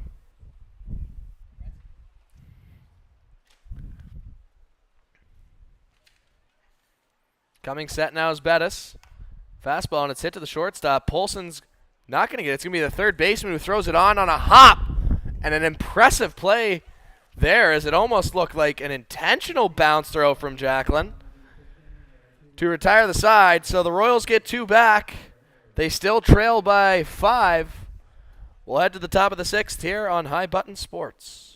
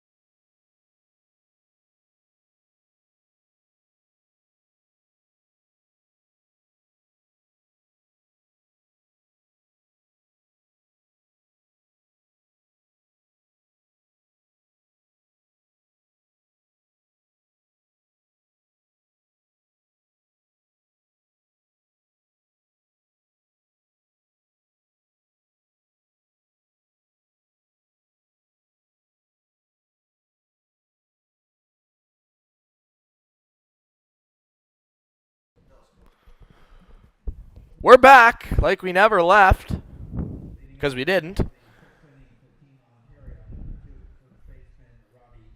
It's going to be Robbie Gauthier. Rips the first pitch, and it's a laser. He's not going to bother with running down to first base. The trot will do. And he didn't have to worry about the right fielder hosing him out on that one. So score it as a one-bagger. Here comes Boonstra, number 65. He's had a day. A single, a double, a walk. How about a triple and a dinger, kid? Wouldn't that be something? The bicycle. Walsh gets a sign. Checks first. Called striking the outside part of the plate. For those that just couldn't turn this one off, but are also Blue Jays fans out there, we do have word that they have just sealed the deal on a 3-2 victory in Minnesota this afternoon. Much to the delight of Justin Belanger, so you didn't have to tune out the stream to hear that. We break news live on the air here, as well as bring you play-by-play. We do it all on this High Button Sports broadcast. That pitch upstairs.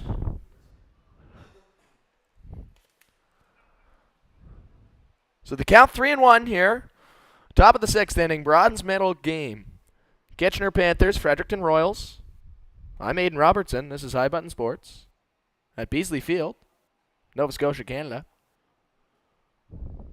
And ball four.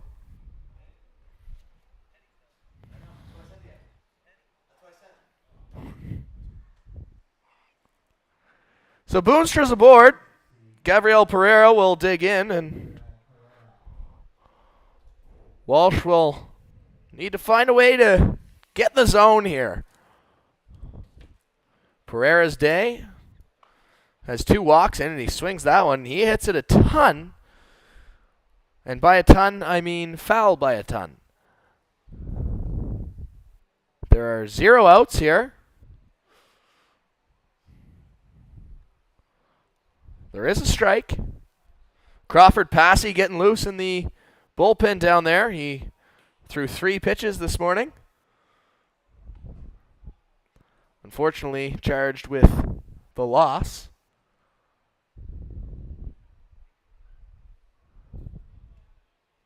Very good pitcher. We've seen him pitch very well all weekend. Unfortunately, hit the batter that walked in the winning run. As Pereira takes a strike.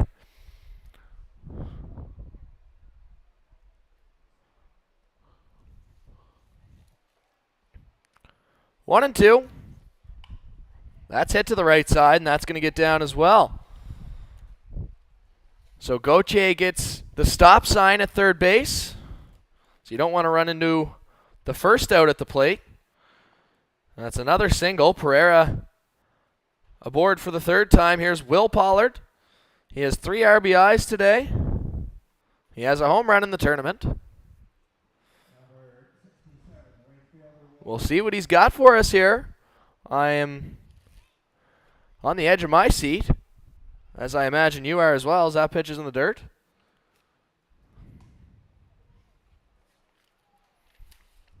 I see a baseball player down there, one of the ball boys, rocking gray pinstripe pants. Don't see the gray pinstripes very often anymore. Love them.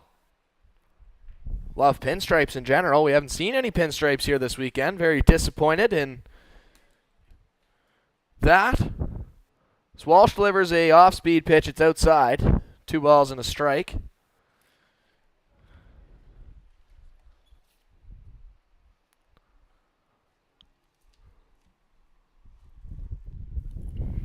Two-one, and that one gets away. Gauthier hesitated, but he will come across to score. So the base is no longer loaded. It'll be second and third here. 3-1 count. Pollard will have to make sure he really likes it if he swings at it.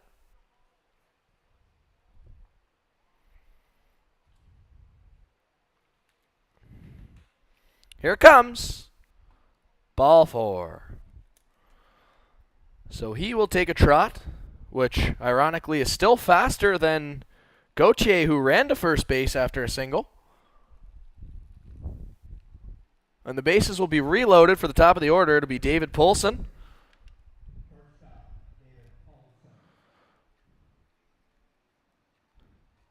Who so far today has walked 3 times, stolen 3 bases, but only scored 1 run. He gets called for a swing there as he tried to check it. It was at this point in the game this morning, Poulsen was ejected in the midst of their 9-run inning. He was immediately followed by his coach, who didn't want him to watch the game alone in the bleachers, so he came out and got himself tossed as well. Very nice of his coach, obviously wanted to take care of his guys, and you can't sit alone and watch a ball game, so he said, "Let's go for a hot dog, kid.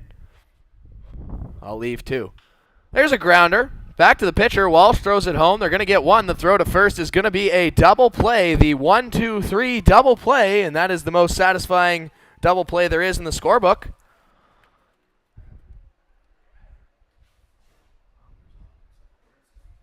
And so second and third now for Blake Jacklin.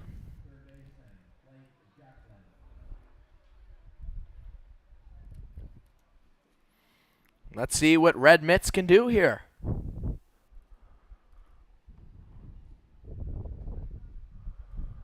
The delivery in the dirt.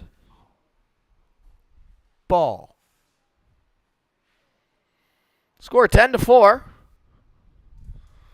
Top of the 6th, bronze medal game, U22 Baseball Canada Nationals. That pitch also a ball.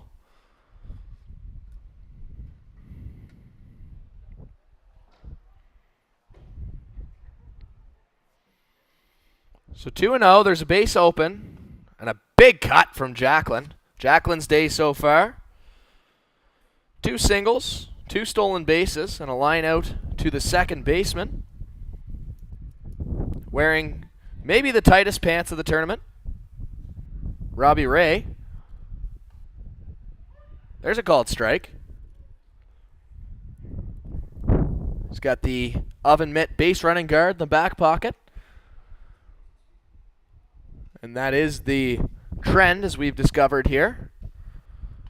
That one fought off down the third base side, and coach doesn't have a play, so this is just getting borderline embarrassing by the coaches trying to field these grounders.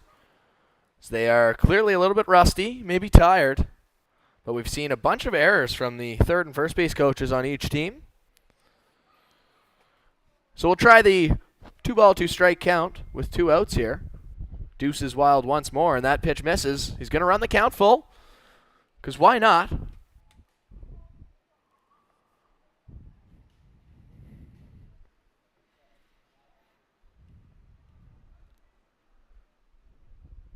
There's a swing, and it's belted to center field.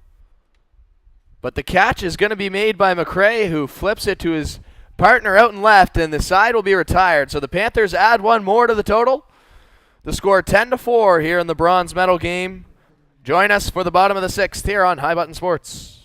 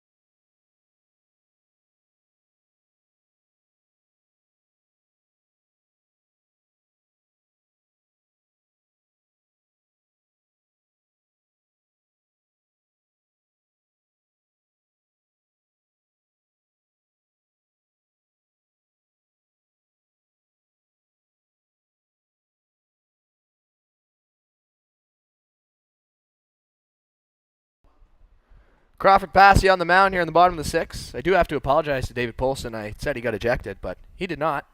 It was Grinberg. That is my bad. Got confused. I wasn't on the call, so I wasn't as sharp as I usually am. I was too taken aback by the 9-run inning. It was quite the sight to see, as our colleague Jeff Warburton has apparently brought a school bus of people here to take in this game, escorting them to the VIP section up here in the bleachers. And we are ready to go here as the leadoff hitter for the Royals is set to take it in. That pitch taken at the letters. Called strike.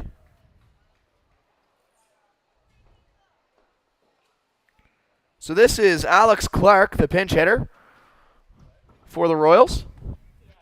Takes that one outside. Clark is hitting for Gary Gale, which is a shame because I wanted to say that name once more.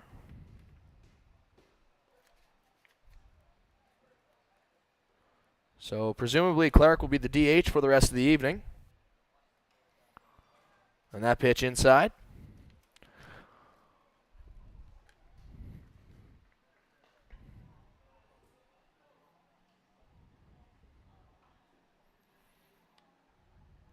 Good to see security checking bags at the door here, so don't try to bring any paraphernalia if you make it down, as the grounder to second is thrown on to first, and a nice scoop by Gauthier, and Clark is retired.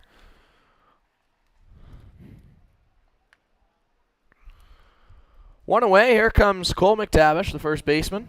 So far today, he grounded into a 6-4-3 double play and struck out.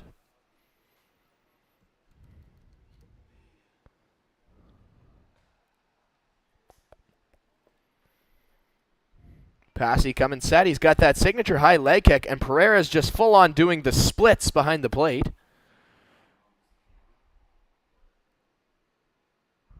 That ball almost hits our High Button Sports behind the plate camera.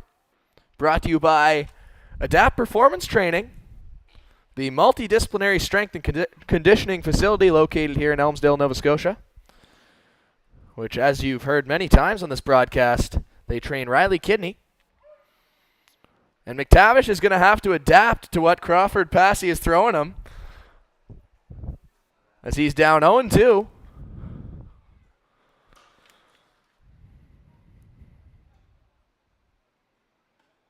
There's a fastball that looked close, but missed outside.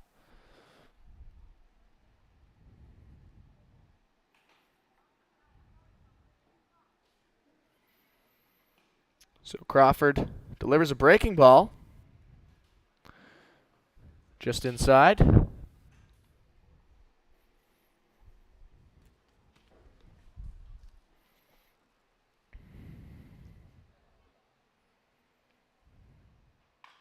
There's a ball bounced to the left side. Played on a hop by Jacklin, who thought about just whipping it over to first for fun. The noise level below us picking up here. Some funny jokes being told. Or just jokes.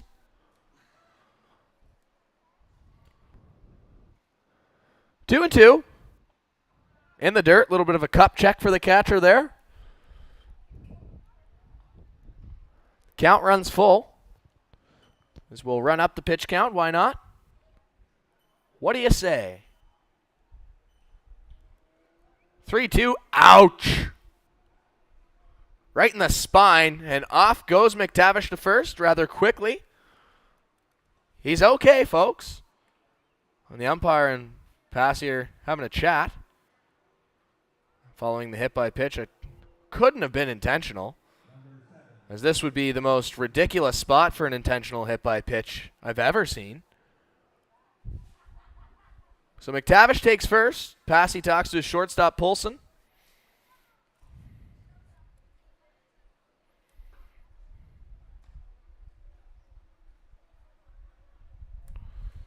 And Shane Sullivan, the second baseman, he had a double and scored his last time at the dish. McTavish takes his lead. And that pitch hit to center. Stairs has it. 2 away. Number 34, center fielder Alex McCray. Alex McCray made the play to end the top half of this 6th inning. It's going to look to spark the rally, and the Royals don't have to get them all back right now, but 6 runs in the 7th is a tall task. And that one's ripped. Good piece of hitting there, but it's going to be caught out there in right field, so the side will be retired. And that is going to do it for the 6th inning. Come back for the 7th and final one here on High Button Sports.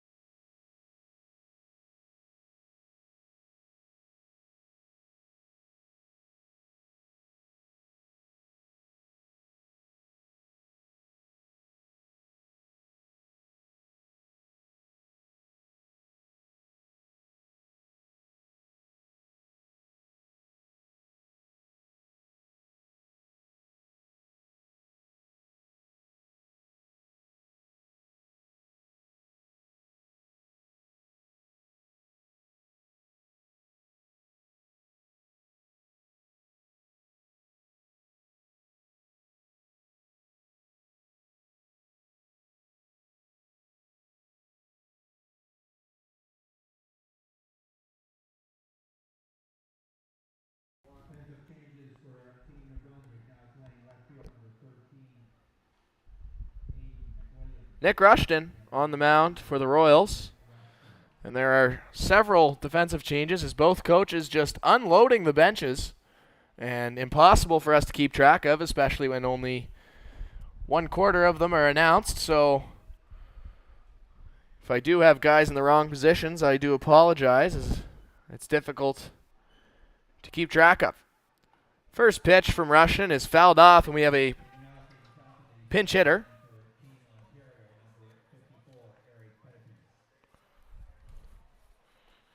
As we'll just have to find out here, and we have a breach of security here as a young gentleman has just crossed our caution tape blocking off the camera, and Craig Oliver looked at a play and had a great grab over there on the third base side by a spectator. Might be the highlight of this one. As I should mention, now batting is the pinch hitter Eric Pettipies, number 54. Roberto Osuna fan. Is Pettipies ready here? The count 0-2 from Rushton. And he drills this one to the gap. And that's going to get down. And it sounds like that was unexpected. He almost trips running around first base. But the dugout having a good laugh at that one. And he makes it rain on second base. So Pettipies aboard. Grinberg will be out of the game now.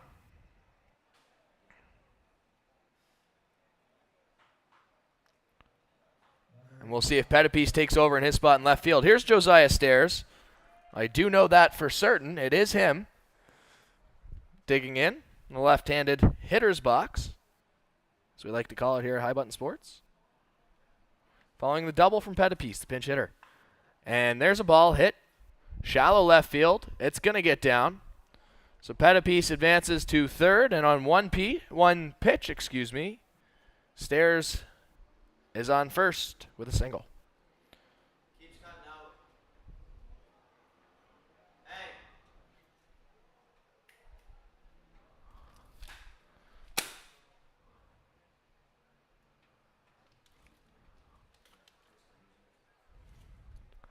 So runners on the corners now, and the first pitch cut on by Zare, and he hits one to the right field alley, and that gets down off the wall, and he just about missed first base, and he goes halfway to second, so it's going to be an RBI single, and the longest single of the weekend as that one pops off the wall. I think Zare might have thought he got enough of that one to get out of here. But instead it'll go down as an RBI single, his fourth RBI of the day. As Pettipies comes across to score there.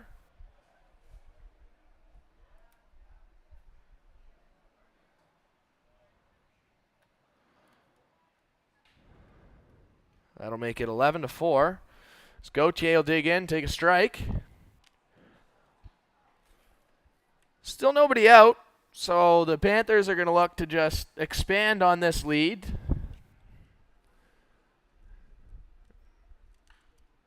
As Gauthier pops one up behind third, Oliver's underneath it.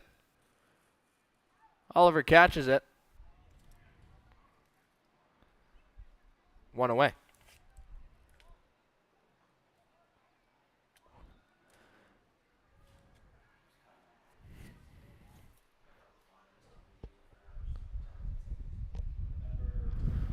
Boonstra's going to dig in here.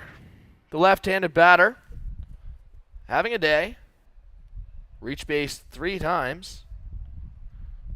Pair of walks, a single and a double.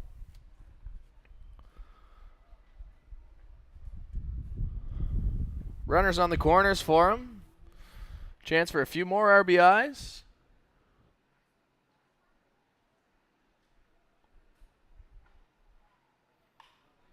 He'll rip it to the right side, and there is no one there. Zare looking to round second. He'll stop. Stairs comes around to score.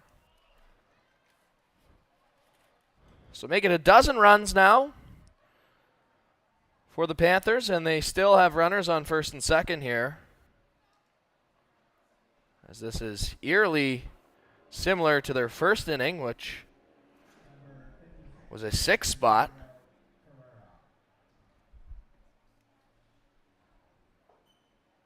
As the final at-bats of their season, they're looking to keep it extended as long as possible. Pereira digs in and swings at the first pitch, and that ball gets down for a single. Everybody moves up 90 feet.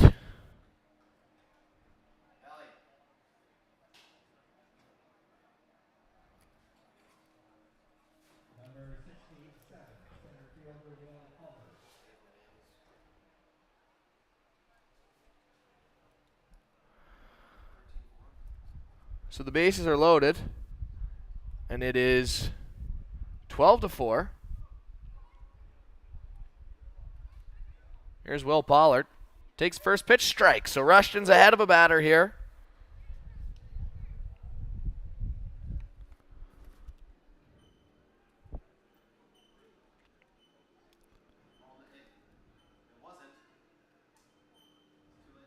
The 0-1. Breaking ball. Hit to the right side. And it falls foul. It was close as Zare flies home. He's got an oven mitt on. And Cecil Wright called over to the canteen area. Good friend of the show there. Running pretty much the entire tournament here. Good man. Find him on Eastlink TV. So the bases still loaded, 0-2 the count. There's one away, top of the 7th inning, 2 runs already in. Rushton going to step off, although he didn't come off the rubber. Looked like a potential balk, but I don't know, as an umpiring crew, if you want to make that call in a 12-4 game in the blistering heat. Rushton ready this time, though. Here it comes, and a fastball Called strike, and that'll be it for Pollard. He goes down on strikes, and he wasn't really confident in that swing. So here comes David Poulsen, who again, I said he was tossed earlier today. He was not. So apologies to Poulsen and his family. He has a great pair of stirrups, so I owe him that. I owe him a tip of the cap. We'll see what he can do here with the bases loaded. The big 66. And the black and gold looking like Mario Lemieux. That pitch inside.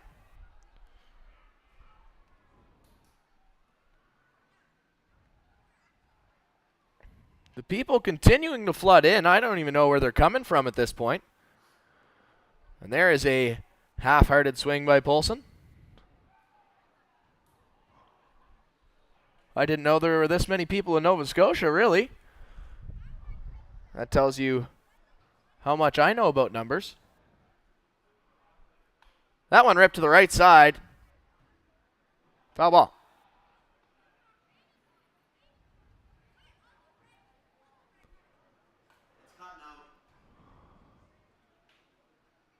A ball and 2 strikes now.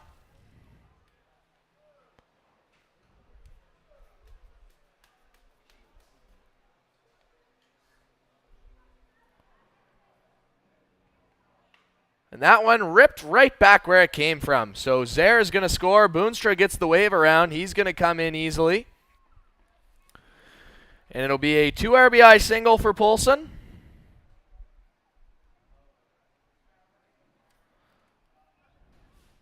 The Panthers lead extended to 14-4. We're in the 7th inning, so the mercy rule will not be in effect, as the Royals have to come up to the plate and get their fair chance at evening this one up. Number 36, third baseman, Blake Jacklin.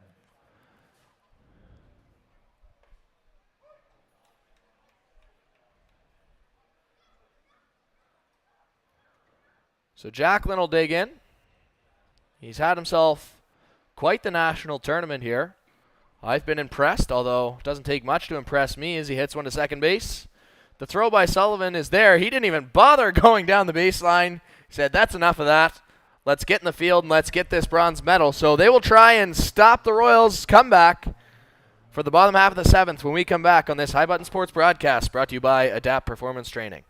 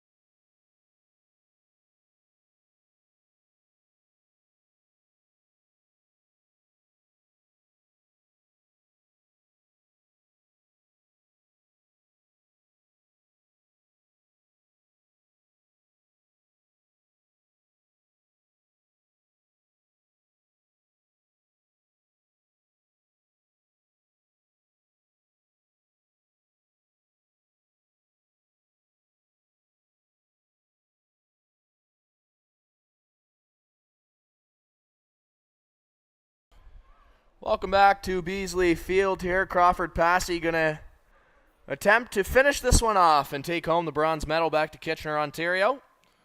Never been, assume it's lovely. Moving off the bottom of the seventh inning for Team of Brunswick, number 13, Ontario. And McWilliam will dig in here for the Royals.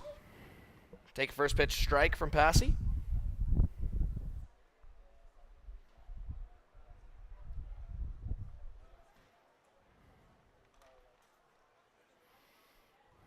That one missed.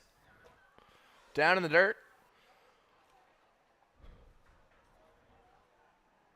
Score 14-4.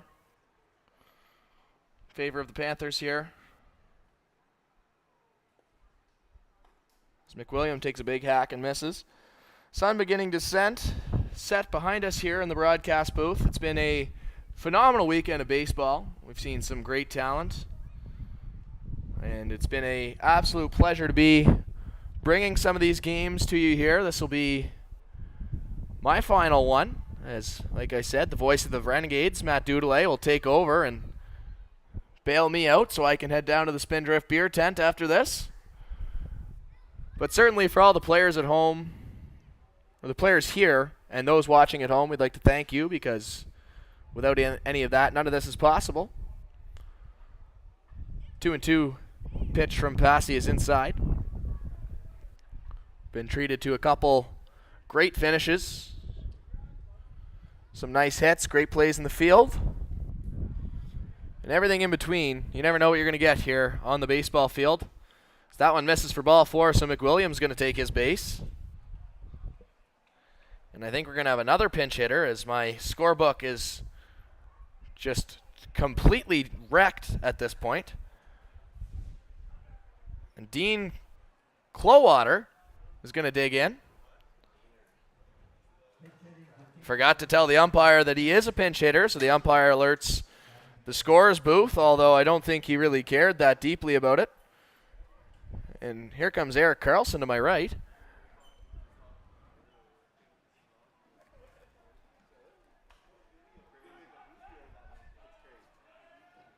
That ball popped up off the scorer's booth.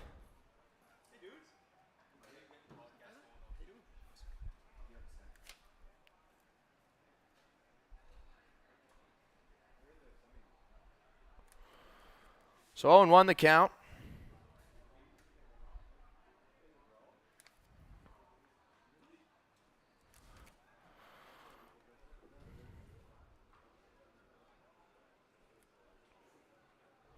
Passy taking an extra second in between the pitches here. Thought about it a little too hard as that one misses upstairs. 1-1.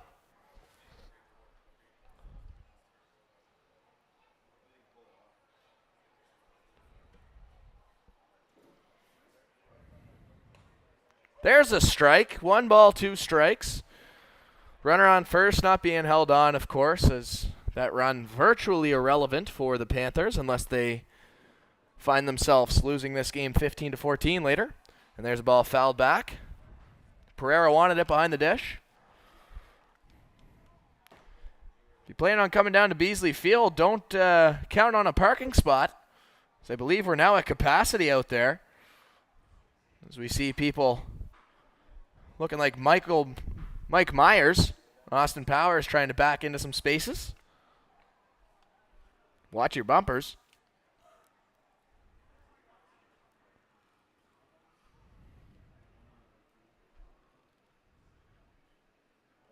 The 2-2. Cut on, popped up. Polson's called off by the third baseman, Jacklin. Will make the catch and flip it on to Passy. So there's 1 down. And here comes St. Pierre. I'm not sure how this move is legal. St. Pierre was pitching earlier. We haven't seen him since about the 3rd inning, but he's going to grab a bat and come up and hit. Maybe the umpires have just said, why not?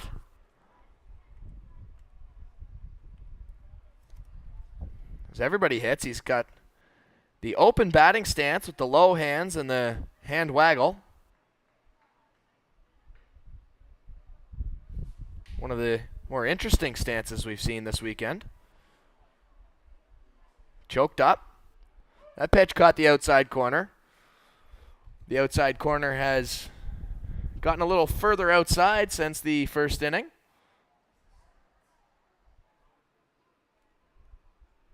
That one cut on and hit a long way, but it's hit foul.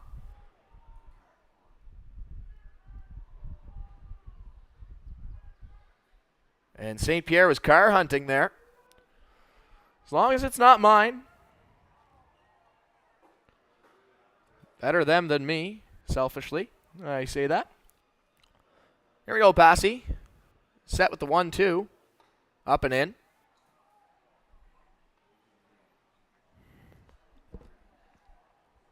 So we are slowly creeping by here in the 7th inning. Panthers looking to close out the bronze medal. That one upstairs as well, so we'll run it full.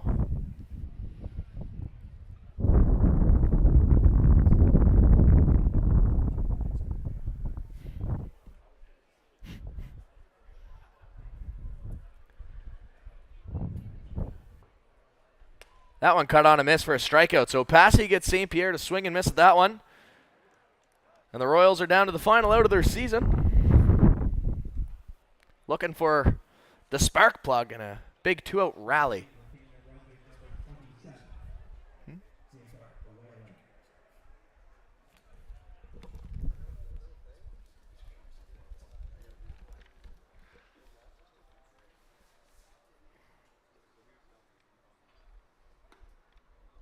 So Jacob Whalen's going to pinch hit. And that might be everybody in the Royals lineup in the game, if not close. So Craig Oliver, who had a busy day in the field, is done. That pitch is low. We're at 1 ball at a strike.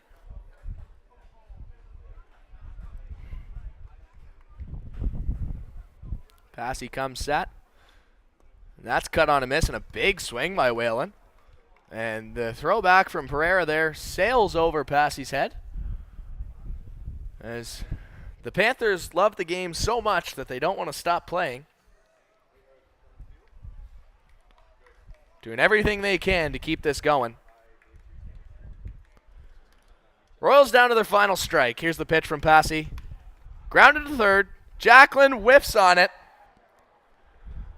And that will advance McWilliam to second base.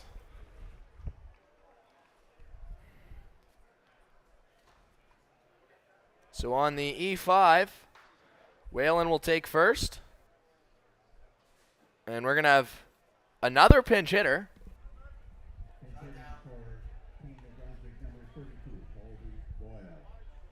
And it'll be Boyle for the Royals. Interesting little rhyme there.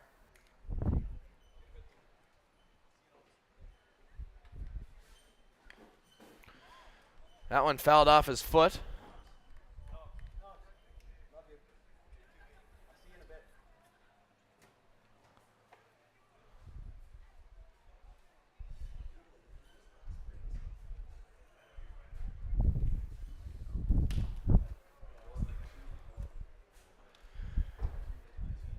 Oh, 1. Passy misses up and away.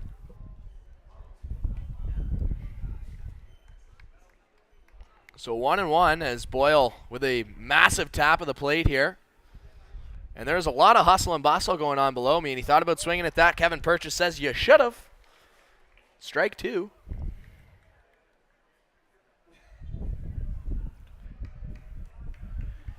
And the Royals down to their final strike again. Panthers looking to seal the bronze medal. Cut on and miss, and that'll do it. So a sigh of relief from Crawford Passy on the mound as he gets out of this one.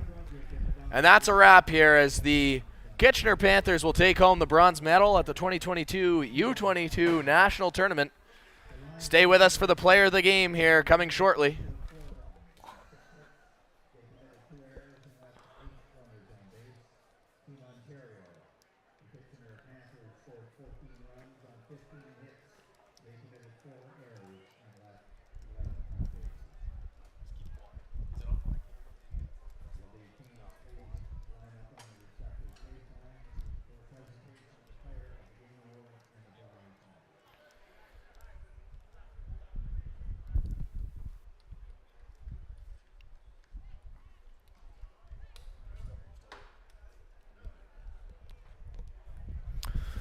The Panthers wrap up the signature high fives after a victory.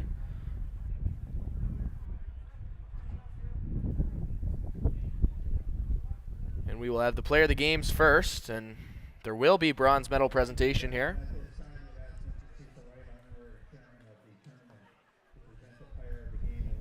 And it'll be Cecil Wright giving out the player of the games.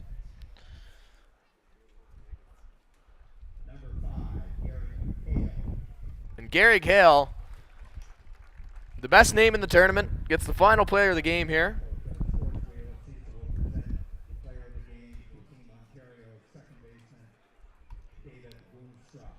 And David Boonstra for the Panthers will take home player of the game.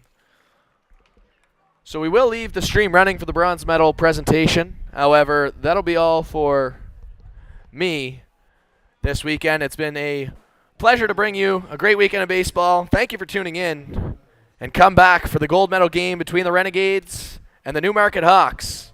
On behalf of the crew at High Button Sports, my name is Aiden Robertson. Thank you and good night.